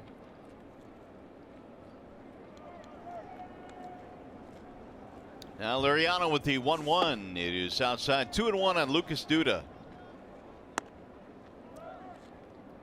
He's sitting next to Daniel Norris, so we're going to see Daniel in a couple of days. He's going to get to start on Wednesday against Kansas City. Indeed.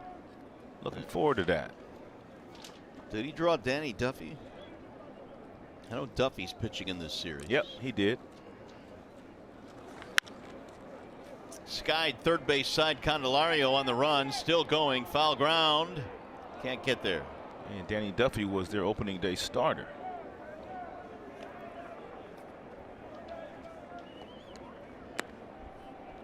Here are the numbers on Liriano with a total of 80 now. But take a look at his pitches per inning. I mean, really the only frame that was a troublesome frame was the first. He threw 18 in that inning, but that's not that many. Every other inning, 10, 13, 15. It's a pretty good start for him. Liriano in his last start in spring camp was pretty good. He went 6 innings, 2 runs, and 6 strikeouts. That was on the 26th of March against the Rays.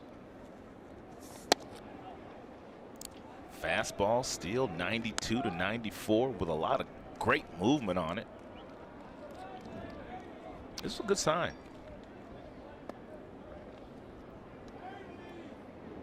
Tigers signed him on February the 23rd. Split time last year with the Jays and the Astros. Runner going and a ground ball right into the shift. Machado on the grass. And Duda retired. That's all for the Royals. We'll go to the bottom of the 6th. 5-1 Tigers.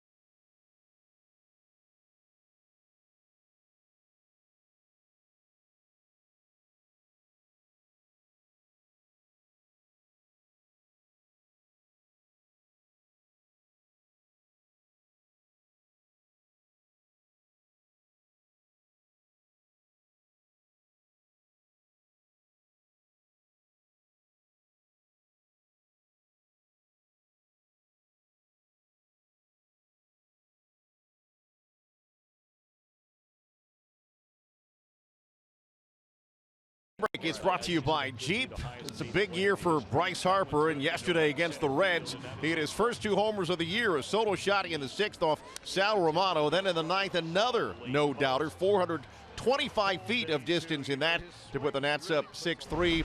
Bryce Harper announced before the season to everybody, don't ask me about free agency. I will get up out of this chair and walk away. Next year, he'll be a free agent. He just doesn't want to talk about it or think about it. Mario, right? That's a clown question, bro. Yeah, there you go. Do you think he will get the same kind of treatment that a lot of the free agents got this year? No. I think he gets his money. Yeah? It's going to be a lot of it, too. Him and Machado? Well, that's a good point. I guess both those guys are out there next year. And actually, the whole class is really good. I don't know. We'll see. I just think Harper is, he's not going to get that treatment. Do you? No, I think he's going to get paid for sure, but is he going to get $300 million? Yeah. I don't know. We'll find out. And Sky to first base. Duda has room. Oh, up against the tarp. Could not hold on to it. Because there's rumors out there that say that Machado and Harper, man, 300 to 400 million. Yeah. It's a nice effort there by Duda. Just couldn't hold on to it. Here's his numbers and ranks since 2015. Homers, RBI, game-winning knocks. He's a huge player. I mean, there's no doubt about that. I told you, and I've told this story many times. I saw Harper play community college baseball in Las Vegas. I almost said junior college. Hey, don't do that. No, it's community college. But I saw Harper play community college baseball. On the ground up the middle, Merrifield on the shift and dug out again by Duda. He's from Las Vegas. He should have been a junior in high school. He had 2 more years of eligibility of high school baseball. He left high school early, took his GED because he wanted to get into professional baseball. So he went to community college for 1 year, and he was the Golden Spikes Award winner in college baseball. I know it. Unreal. That's the best player in college of all the 4-year universities everywhere. That's amazing to me. He should have been a junior in high school. In high school. Yeah, I mean, and I remember seeing the videos of him in high school at those all-star games at Tropicana Field hitting balls into the second deck. I mean, he was on the front of Sports Illustrated when he was 16. Right. I mean, there's very few guys like a Harper, man, and a LeBron James is another great example of a guy that was touted for stardom and lived up to it. And that's a great point, because I thought for sure that when Harper got into professional baseball, there was just going to be way too much pressure. The expectations on him were going to be way too high. But he's delivered. And the Tigers are hoping to do somewhat what the Washington Nationals did. I mean, the Nationals were struggling at the time that they made Harper the #1 draft choice, and then they got Strasburg as well, and that's how you change your organization around. The Tigers are going to have the first pick in the draft this year. They're going to have the first pick, and they're going to be looking for somebody like Michael Fulmer. And there's a lot of those guys in Florida, man. And the ground up the middle for Escobar.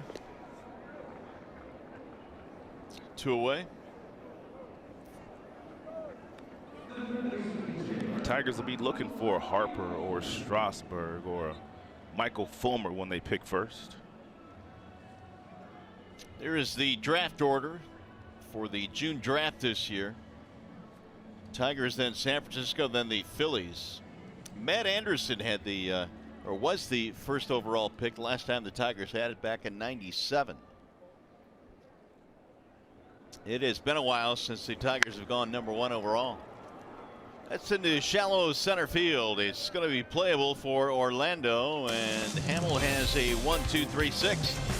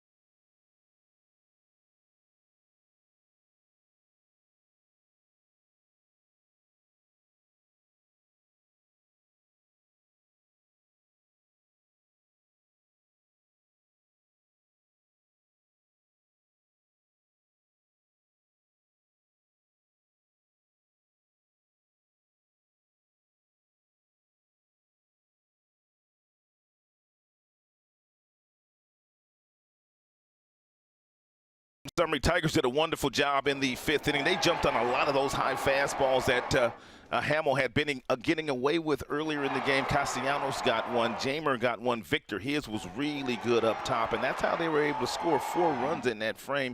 They jumped all over those high fastballs, and they were helped by that error, too. Tigers trying to win their first game of 2018. They are leading 5-1 as we go to the 7th, and Liriano goes back to work. Popped him up, foul out of play. Orlando, Soler, and Gordon here in the 7th for KC. After playing 2 games yesterday, even though Fulmer was sensational in the first game and he pitched 8 innings, it's nice to see Francisco go out there and pitch into the 7th inning here today. Well, you'd think the Tigers might be a little bit beat up today in terms of playing 2 and then a day game today, but they've come out and posted a 4-run 5th. They lead 5-1. Liriano has done the rest. Looks like Alex Wilson is up in the Tigers bullpen right now.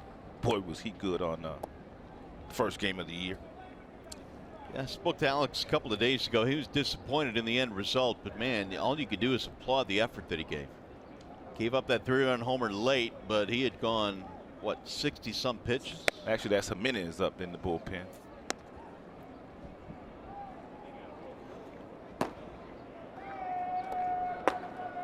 Big Joe.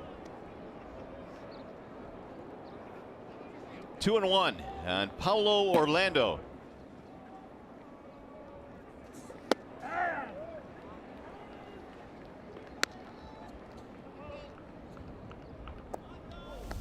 Some people might say, how in the world do you get Jimenez? I was wondering the same thing.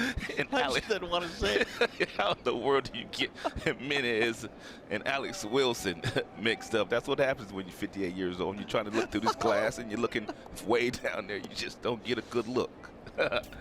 And that's my excuse, and I'm sticking to it. And it's a good one.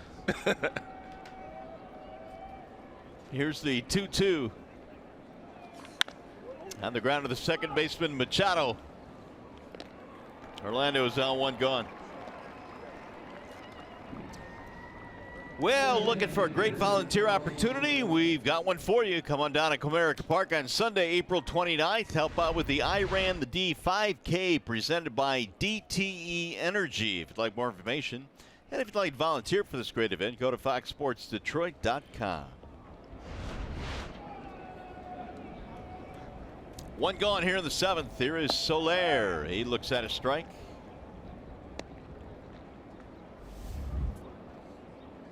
Soler, fly out, strikeout.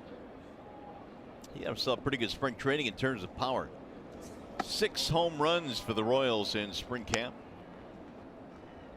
We mentioned they hit a ton of them last year in AAA. 24 home runs at Omaha. He's got 70 power on a scale of 20 to 80, 80 being the highest. He's got 70 power. He's got huge power. He's a big boy, too. 6'4", 215.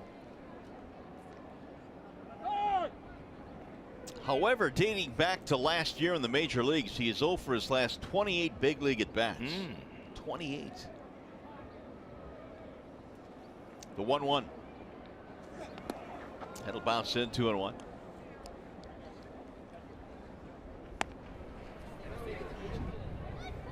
Happy birthday. I know she's not 50. No. No way.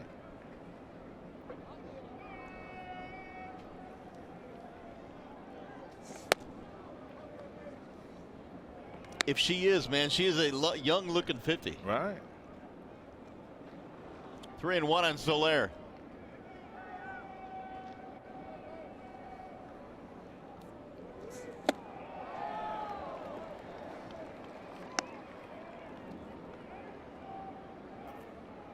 Full count on the right-handed batter. You got Gordon waiting on deck, the lefty. Tigers took command of this game with a 4-run 5th.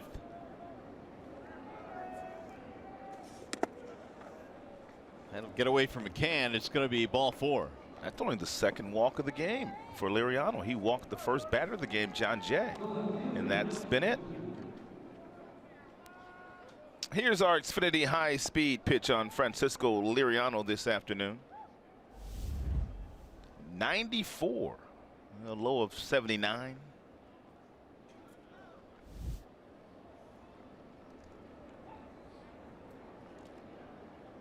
Gordon, the batter. Strikeout, flyout for Alex Gordon. He'll drive that one toward right center field. Leonis Martinez on the run. It's a good at bat there by Alex Gordon, who did not have a good offensive year last year, but they've got a new hitting coach by the name of Terry Bradshaw, and they're hoping they can get Gordon going. We were talking about Martin and all the ground he can cover in the outfield. Boyer warming up in the Royals pen. In the meantime, we'll get a visit to the mound here with Liriano out there. And Liriano at 94 pitches. Ron Gardenhire comes out to the mound. He'll say thank you very much. He'll take the baseball from his veteran lefty, who should get a nice round of applause here today.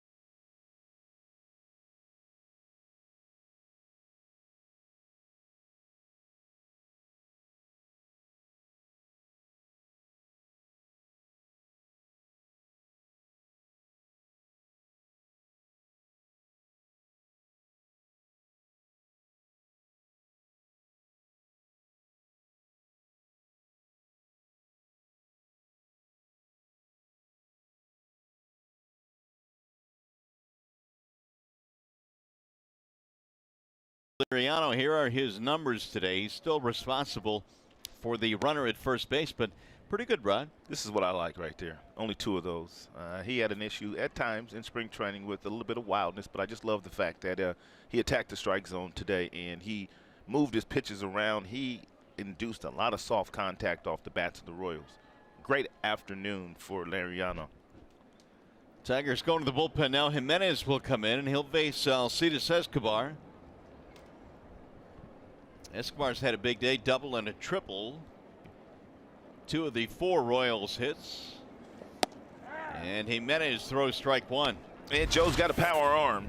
And Joe can get his fastball all the way up into the upper 90s.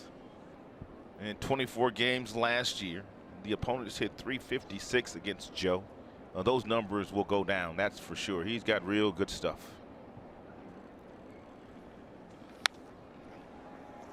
Well, Jimenez for a long time has been a really good prospect in the Tigers system. The Tigers minor league pitcher of the year in 2015. A career ERA in the minors of about $1.50. That's it. 1.56. See if Escobar will chase one of those fastballs up top. Nope. That might be going breaking ball. McCann able to stop it. That's a good block right there. That's a wicked breaking ball at 82. One you anticipated as we get a look at Daniel Stumpf heating up now in the Tigers bullpen. But look at this footwork by McCann. I mean, he somehow gets over in front of that ball. He uses his hand, he uses the glove, he uses his body just to smother it to keep it in front. That's a nice job. The 1-2. Went back out there and stopped another. 2 balls, 2 strikes on Escobar.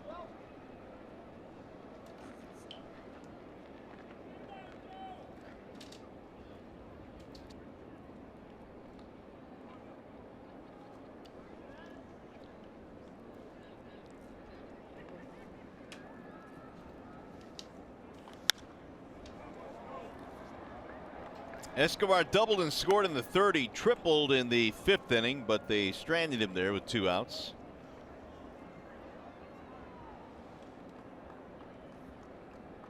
Alcides last year had 36 doubles, which is a Royals record for a shortstop. I mentioned he goes out there and plays every day.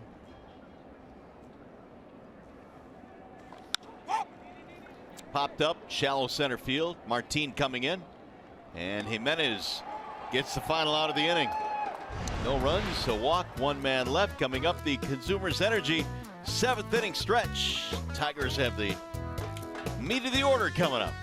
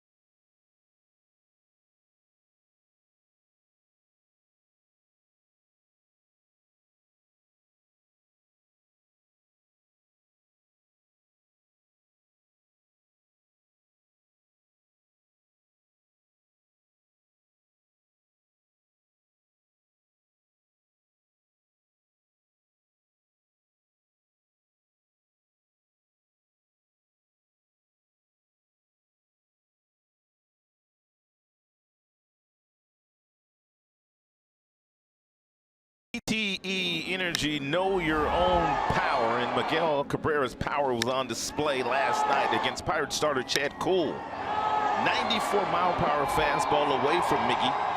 Hit it 384 feet from home plate last night. So Cabrera comes strolling in here in the 7th inning. And Miguel at 375 with 5 RBIs. Miguel with a couple of at-bats already today, and the location of the pitches have been the same. They've tried to crowd Miguel inside with fastballs. The first time up, he flew out to right field. The second time up, he was up for the challenge. He turned on it and got a base hit through the 5-6 hole. Blaine Boyer has taken over now as we go to the 7th inning, and also Chesler Cuthbert is at first base. Duda is out of the game.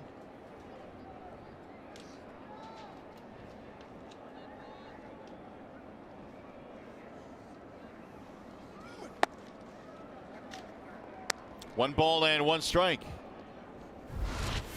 Wallside windows pitching change. Here are the particulars on Mr. Boyer. And Boyer has a fastball that touches 92. But he throws a lot of sliders. He throws his slider about 45–50% of the time. He'll dive low and away from Cabrera. And Blaine also has a curveball and a changeup, but by and large, 90% is fastball slider.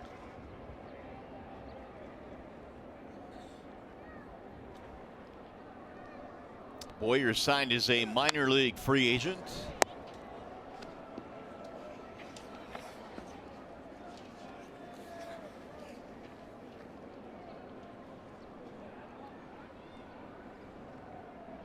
Tiger box, Martinez, big day today. Tigers also some pretty good production at the top of the lineup. Yeah, top 5 hitters. At least 1 hit. Victor Martinez with a couple. Right back up the middle. Positioned perfectly was Merrifield, 1 gone.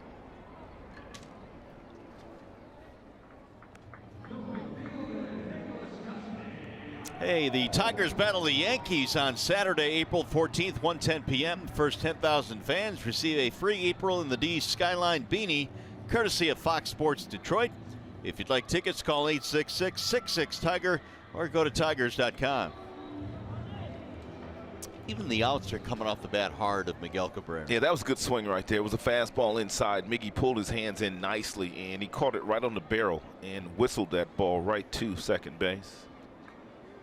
Nicholas Castellanos. This much we do know. Miggy looks totally different than he did at the end of last season. Totally. Yeah, no doubt.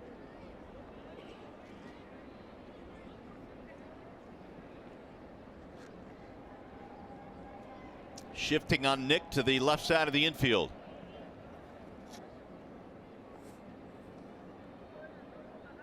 Boyer last year made 32 appearances out of the Boston bullpen. He's been with Atlanta, he's been with Arizona, the Mets, San Diego, Minnesota, Milwaukee. Duda left with some hamstring tightness. That's why Cuthbert came in to play first base. The 0-1. Duda had that awkward jump on that McCann ball off his bat. He looked like he hurt himself on that play, to be honest with you. Remember when he came down? Yeah, that little leaping play that he made and kind of landed flat-footed. Yeah, he didn't look too comfortable after that. Nicholas, a single to drive in a run in the fifth. I will say this much, though, Mario. In spring training, I mean, you have guys that are playing probably 7 innings before the end of spring. And very seldom are they playing back-to-back days. Then all of a sudden the season starts, and you got your 9 guys, and you're playing 9 innings. And in Tigers' case, they played 5 hours one day, doubleheader. I mean, it's wearing on your body. There's a fly ball. Slicing away from the right fielder, Jay. Sliding play, can't make it. That's a fair ball. Castellanos off to the races. He is rounding second, going to third. And Nicholas is in there standing up. That is going to be another triple. He had one last night. He had 10 last year. 1 out, 3 base hit for Nicholas Castellanos. Got a little help when that ball caromed off of John Jay. Right off his knee. He didn't get glove on it. They're going to walk Victor. At least I would think they're going to walk Victor.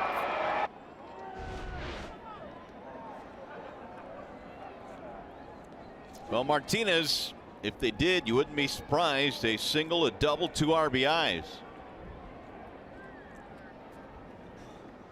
Infield coming in. 5-1 Tigers in search of more here in the 7th. Victor's already had a big day.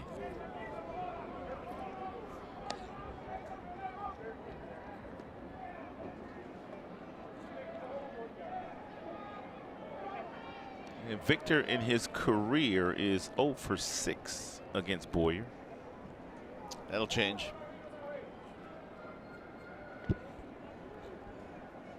Right here against the drawn-in infield. Foul back 0-2 now on Vic. Yeah, he should have had it right there. That was a good rip.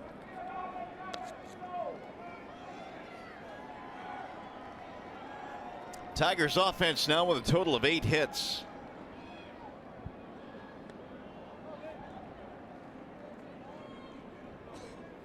They've had a couple of doubles. They've got a triple.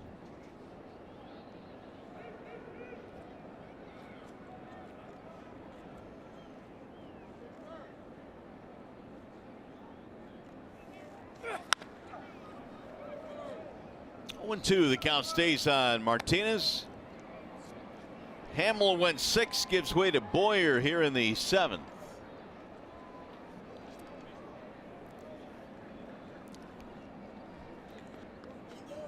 Boyer a couple of years ago with Minnesota was a mainstay out of their bullpen, appeared in 68 games. 2.49 ERA. Minnesota's off to a pretty good start. Driven to right center field. Orlando is on the run. Man, he ran a long way to get to that ball. Castellanos will tag and score. RBI for Martinez, his third. I thought he had another extra base hit. Me too. But Orlando, with that world-class speed that he has out in center field, was playing over in left center field, and that ball stayed up long enough for him to run it down. Martinez swinging it well today. That is a 6-1 score now. Take a look at where he starts. He starts up here, and you could see where he's at, exactly where I drew, and the ball goes up, and look at how far he goes to get it. Ain't many center fielders run that far to make that play. That would have been another extra base hit for Victor. What did former Royal Gerard Dyson used to say? That's what speed do. That was speed do. He just ran that thing down in the gap. I mean, he helped out a little bit from the wind. The wind's kind of coming across from that direction, which kind of knocked it down. But nonetheless, it was fun to watch him run there. 2 gone now. Bases are empty, and here is McCann. The 1-0 sails low and away. 2 balls, no strikes on James.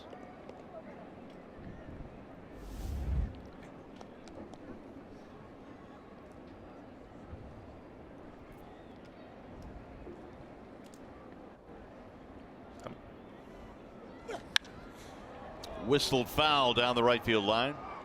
Of course, the Royals bullpen these days looks a whole lot different than it did a couple of days or a couple of years ago. They were pretty good. What is Castellanos doing there? Is that Doug Teeter? They're messing with Tiny. Head athletic trainer.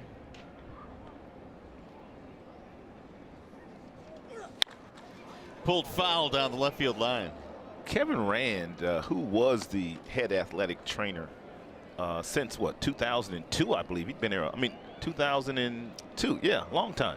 Been there a long time. Kevin Rand, he's now in Lakeland, Florida, kind of running everything down in Lakeland for the whole organization. Yeah, Kevin, good man. Great man. And he lives in Lakeland, so he's close to home now. He's got all those boys chasing around, some in college, some in high school.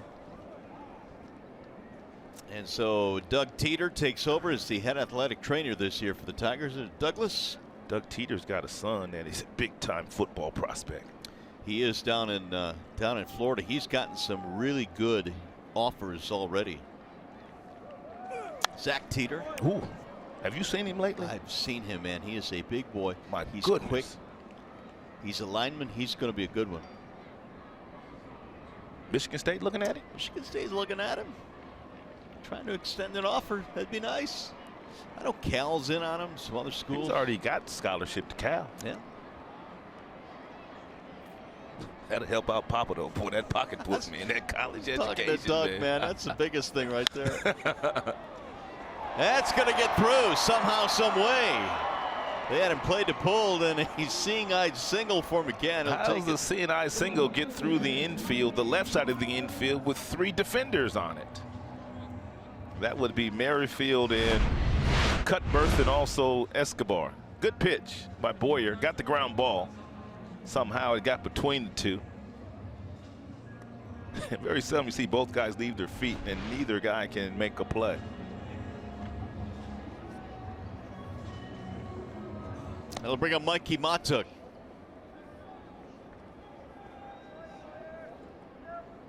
Mikey with a walk. He was walked intentionally back in the second.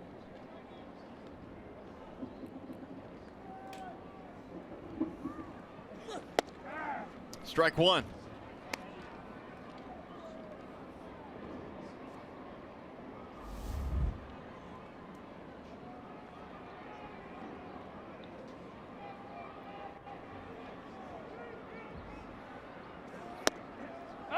Mikey has gotten the start in left field in 3 of the first 4 for the Tigers. Didn't really have a great spring camp, but Matuk, based on what he did last year for the Tigers, has gotten most of the reps this year in left. Here's the 0-2. 1 ball, 2 strikes. We're talking about that Royals pen, man, when they had it set up when it was really as good as anybody's in the league. Herrera, Davis, Holland. Hochaver for 1 year was real good back there. They were so deep. Fouled away. pretty much how they won that world championship. They had some good players too, don't get it twisted, but man, that bullpen was locked down.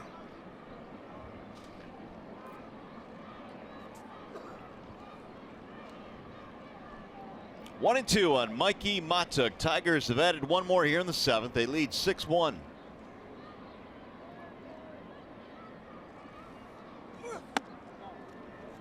Two and two.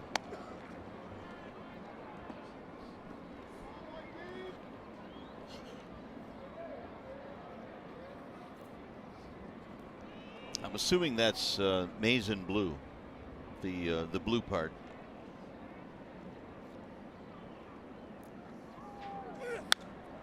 Back out of play. I don't know what to tell you, partner. I'm just trying to help out there because that was a little bit different looking.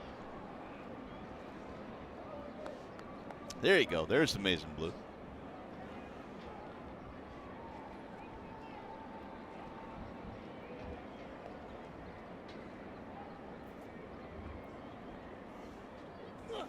Ground ball left side, gobbled up there, and Moustakas will throw him out.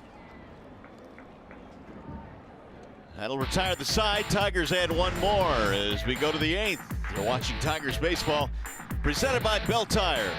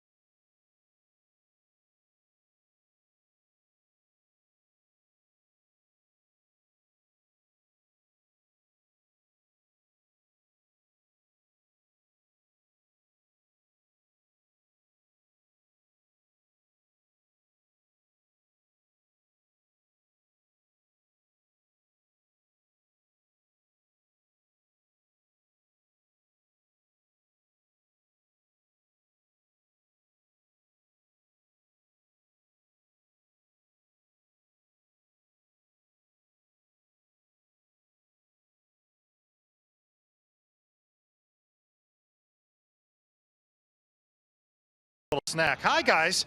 I heard the other day Johnny Kane was trying to hook you up with the the Nutella egg roll. Here, let me squeeze in here with you. Look what I brought for you. Oh, You've got to know people. Surprise! So I've scored. These are the Nutella egg rolls. Okay, this is one of the new menu items here at Comerica Park, whipped up by Chef Mark. I can tell you, I went to the tasting the other day. And it's a delicacy. Should I try it? This is the part of the program where it's okay to talk with your mouth full. Look at that. The little powdered sugar on your pants. You got to wear it and absorb it. Okay. Feel the flavor. Yeah. Tastes good. See? It's genius, isn't it? I love Mick. It smells good. Yeah, it does. I'd have it too, but I'm watching my figure these days. You know, if you eat too many of those things, bad things can happen. As I can attest. How much will you? You know what? This is on the house. I know people. I think he expensive too. He like Johnny Kane. I scored these things for you. So I want you to enjoy. Sweets for the sweet, as we like to say. Mickey, you're the best. Need a cup of coffee with that, man. Yeah, Good. No, that's good any time of day. This was such a surprise, Mick. Thank you so much. I know you're unexpecting it. Now here's Johnny Kane. Yeah, well, he got one, but he didn't bring you. Oh, that's the donut. That's a donut. Yes, Ice cream, yes. isn't it? I had no room for that after chowing down on the Nutella egg rolls. You know, they also have an apple pie version of this egg roll, which is out of this world as well. You've tasted all this stuff. Well, for research purposes only, only, Rod. I want the people to know what they're getting when they come down the ballpark. Yeah, that's what can happen if you eat too many of these things. So, guys, take it easy. All right, don't go overboard. Nick, you never look better. Yeah. Thanks, buddy. Enjoy, guys. All right, man. Thank you. For research purposes. Nice. Well, these are good, man. Tastes good with some coffee. Nutella egg rolls. Oh, yeah. Really good. By the way, back to the game. True Butera is the batter here. That'll miss outside, and the count now is 3-2. That's nice of Mick to come up and introduce us along with our fans at some of the new items, the food items here at Comerica Park in 2018. Well, I got no problem with doing that all season long if he wants to. With all the new stuff. That's into center field for Martin. Butera's now 1 away. It'll bring up John Jay.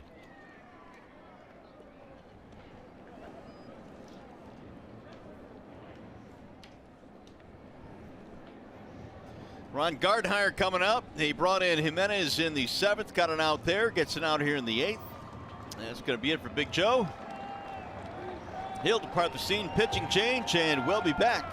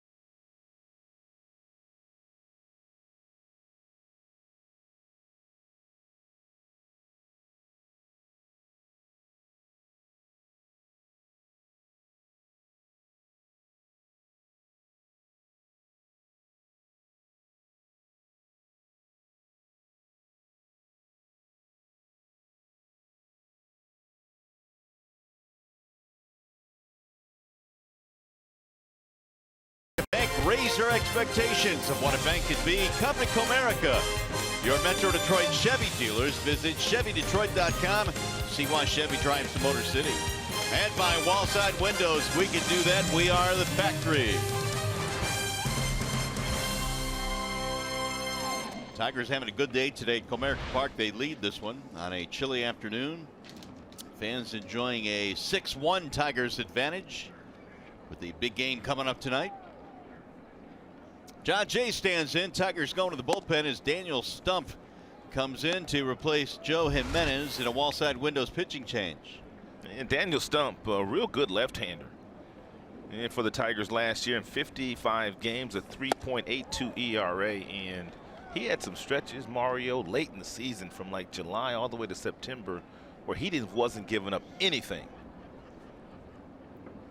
Tigers identified him really early in camp as a guy that could really help them. They saw what he did last year in the Tigers uniform. In 91 with that fastball. He'll also throw you a slider about 36% of the time, and he's got a changeup as well. So he basically has 3 pitches: fastball, slider, change. The one thing I like about him too, there's some deception for the left-handed batter. He stands on the extreme first base side of the pitching rubber. You can see that foot is way over there, and then he throws across his body, which if he locates his pitches could provide some issues for lefties, as he does right there. Yeah, he just dusted John Jay. See you later. 2 gone. We'll bring up Whit Merrifield. I mean, when you have a guy that stands on the extreme side of the rubber like that, and that was a real nice illustration of it. It basically looks like that guy's delivering the ball behind you if you're a left-handed batter. Merrifield is 1 for 3.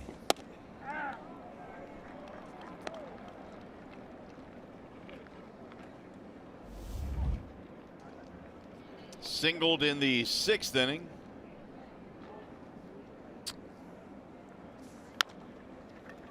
Chopped the 3rd. Fair ball behind the bag. Candelario throws him out. 1, 2, 3 inning.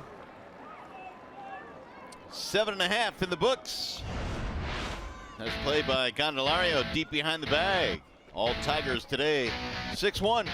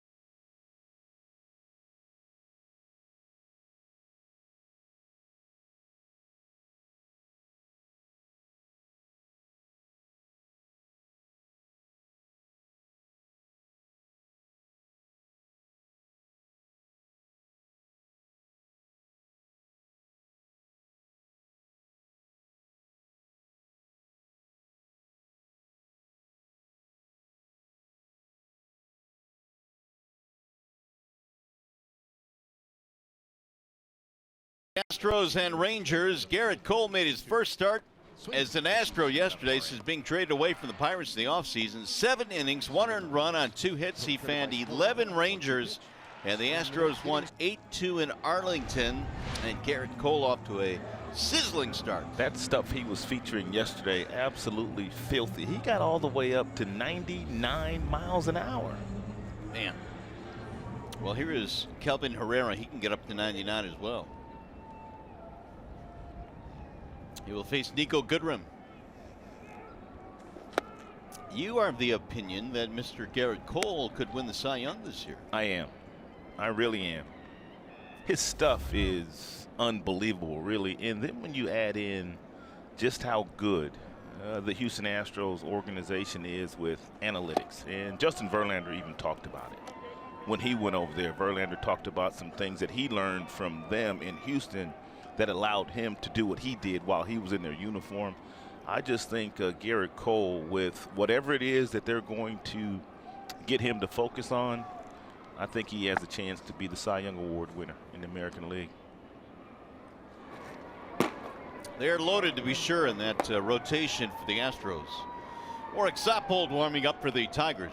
Tigers got a guy that at some point in time, Michael Fulmer, he got the kind of stuff where he can win an award like that too.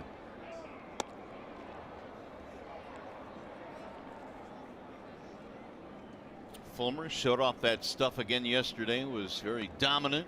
8 innings, only 1 blemish yesterday for Michael. There's a lot of good pitchers out there. We know Verlander's probably getting some run. Chris Sale's a good pitcher. A lot of good pitchers in the American League, but from a stuff standpoint, this guy Fulmer and that guy we showed you, Garrett Cole, they got great stuff.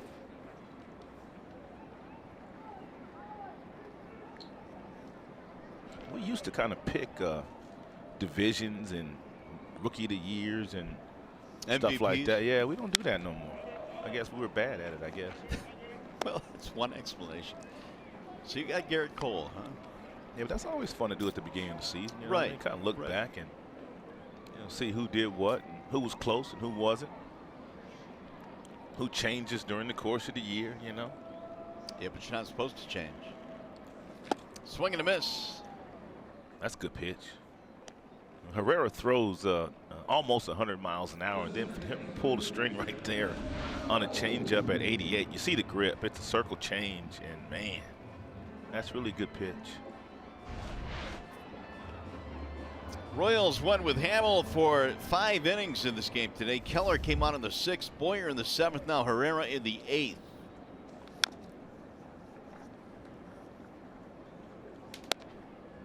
No balls, 1 strike. Pause making his rounds.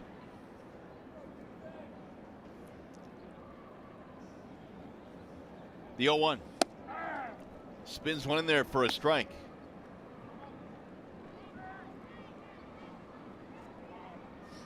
Dixon Machado is 1 for 3. He has hit all safely in all 4 now that he's played in for the Tigers to start this season.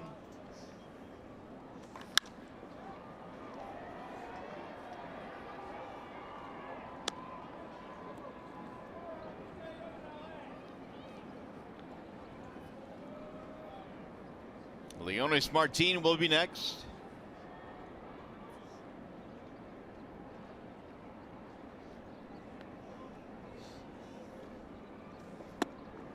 One and two.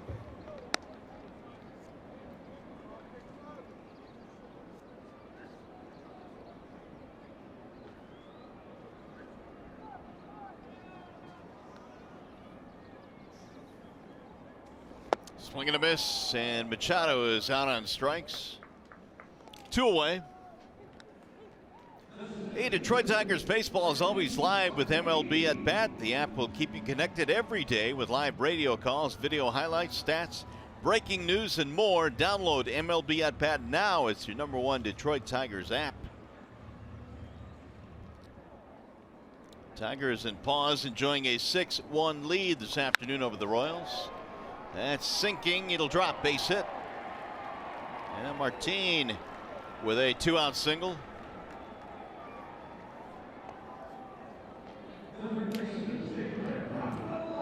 It'll bring up Candelario. More action in their bullpen. Brandon Maurer is warming up.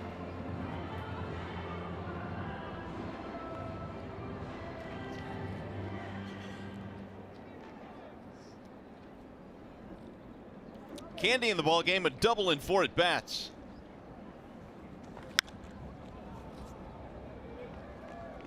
Herrera's ERA jumped to 4.25 last year from the mid-2s the previous 2 seasons.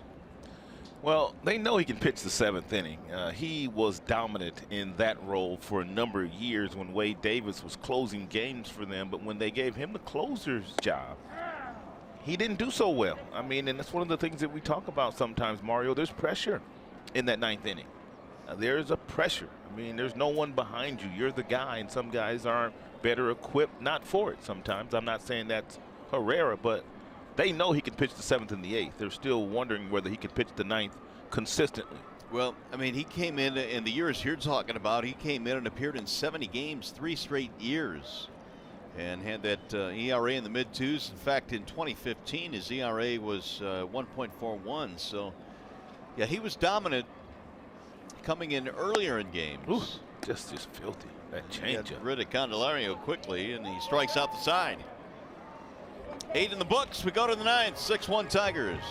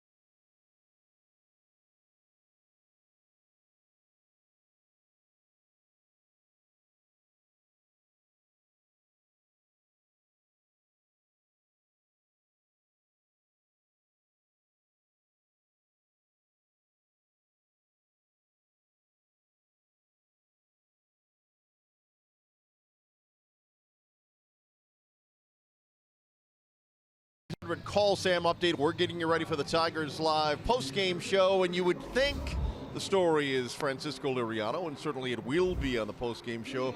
But you got something else, the Tigers offense that was able to put up some runs here today. Absolutely, John. Give Francisco Liriano a lot of credit. He was fantastic in his first Tiger pitching performance. But the big story is the offense. The offense getting to Jason Hamels. Stick around for the post-game show. I'm going to tell you exactly why the Tigers were able to make adjustments and put up a 5 spot against them. Actually, 6 spot. That would be your professional television tease as we send it upstairs to Mario and Ron. All right, boys, thanks. As we go to the 9th, last call now for the Royals in a 6-1 ball game. 10 hits for the Tigers today to kind of build on Simo's point. Only 4 hits allowed by Liriano. Mike Moustakas leads it off. Tigers have Warwick Saupold in there. Off the end of the bat, and the count is 0-2 now on Moustakas. And Saupold's got a fastball that touches 94. He throws it about 60% of the time. He'll also cut the fastball and the changeup. So lots of fastballs thrown by Warwick.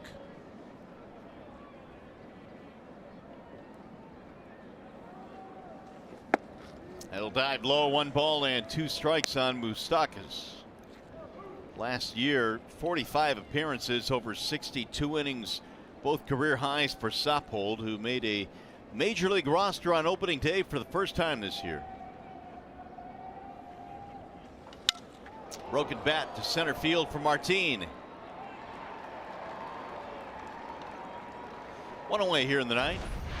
Upcoming matchup presented by Wallside Windows. Jacob Junis and Matthew Boyd will go at it tomorrow. And Matthew Boyd making his first start of the year after going 6-11 a season ago with a .527 earned run average. Boyd had a good spring. He was one of those guys that was also in competition, but at the back of his mind, I think he felt like he was going to make the staff. So that allowed him to relax and work on his pitches and get himself ready for the regular season. Chesler Cuthbert gets his first at bat of the ballgame. After replacing Lucas Duda at first base.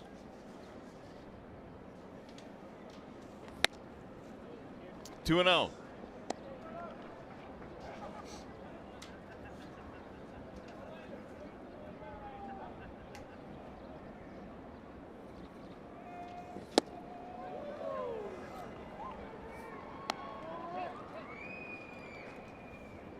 Cuthbert last September had a 4 RBI game against the Tigers.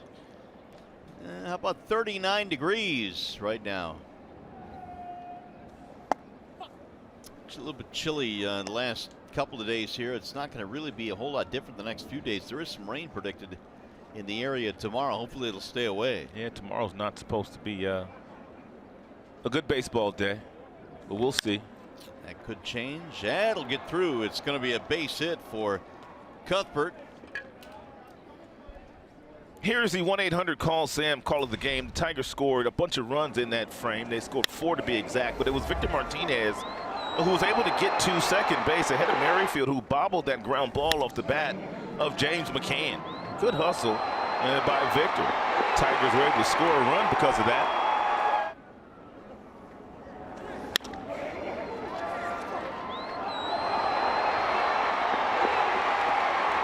Tigers end up with a 4-run 5th inning, which is the highlight of their 6-1 lead here today. Paulo Orlando, the batter. And the outer edge 0-1 on Orlando. Here's the game summary in graphic form. 6 2/3 for Mr. Liriano today. A lot of production. 1 through 5 in that Tigers lineup. Escobar's been a bright spot for the Royals. Saupold drops in a strike. Nicely done, 0-2. A little beefing going on now between Orlando and Tom Hallion.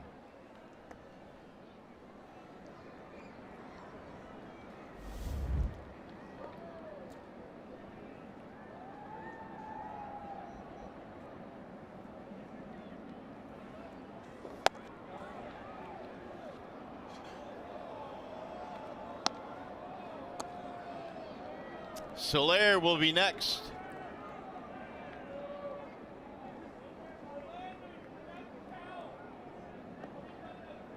Tigers 2 outs away from Ron Gardenhire's first win as the Tiger skipper.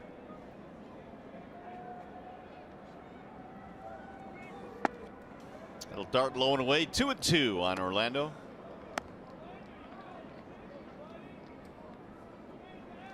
Tigers will play all day games until they get to Cleveland next week. That'll be their first night game.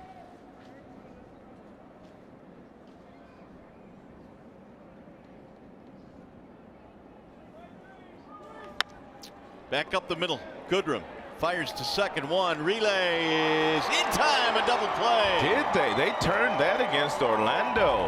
Wow. And they're going to make them wait. Royals perhaps will take a look at this. They have 30 seconds to decide whether or not they want to look at it. Why wouldn't you? If you're the Royals, Ron Gardner's like, not again. You're right, though, Ron. I'm stunned they turned this. Yeah, as fast as he is. And they're going to look at it, I believe.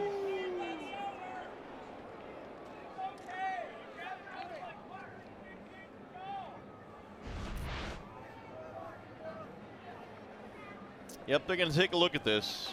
Come on, let's go.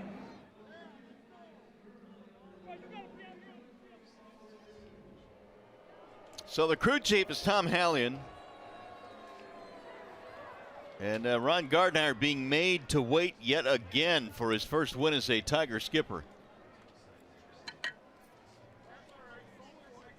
Phil Cuzzy was the first base umpire. He's there as well. This is really close. Yeah, he may have beaten that out.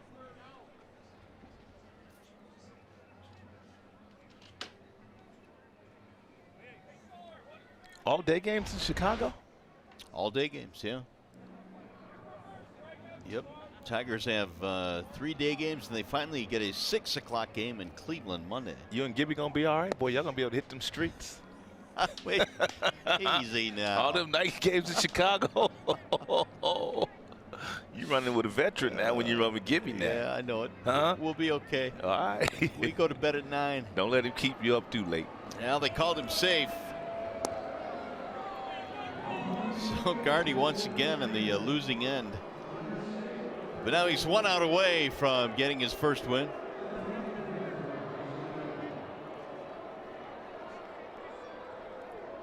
It appears Tigers fans have had about enough of the replay here on this homestand. Here is Soler.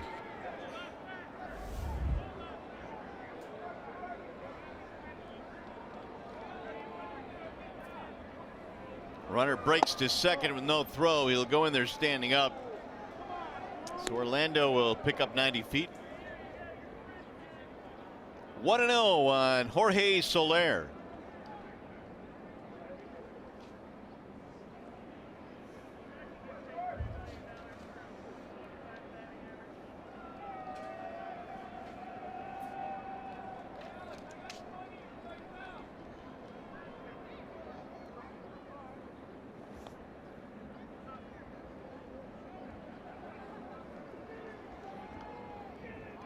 Now McCann going to go out to the mound.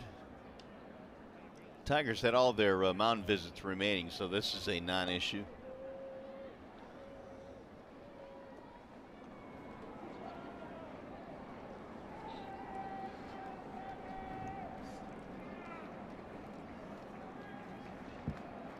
Here's the 1-0. 2-0 on Soler.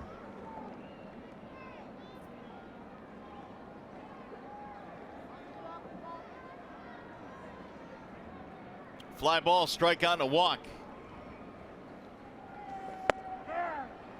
2-1.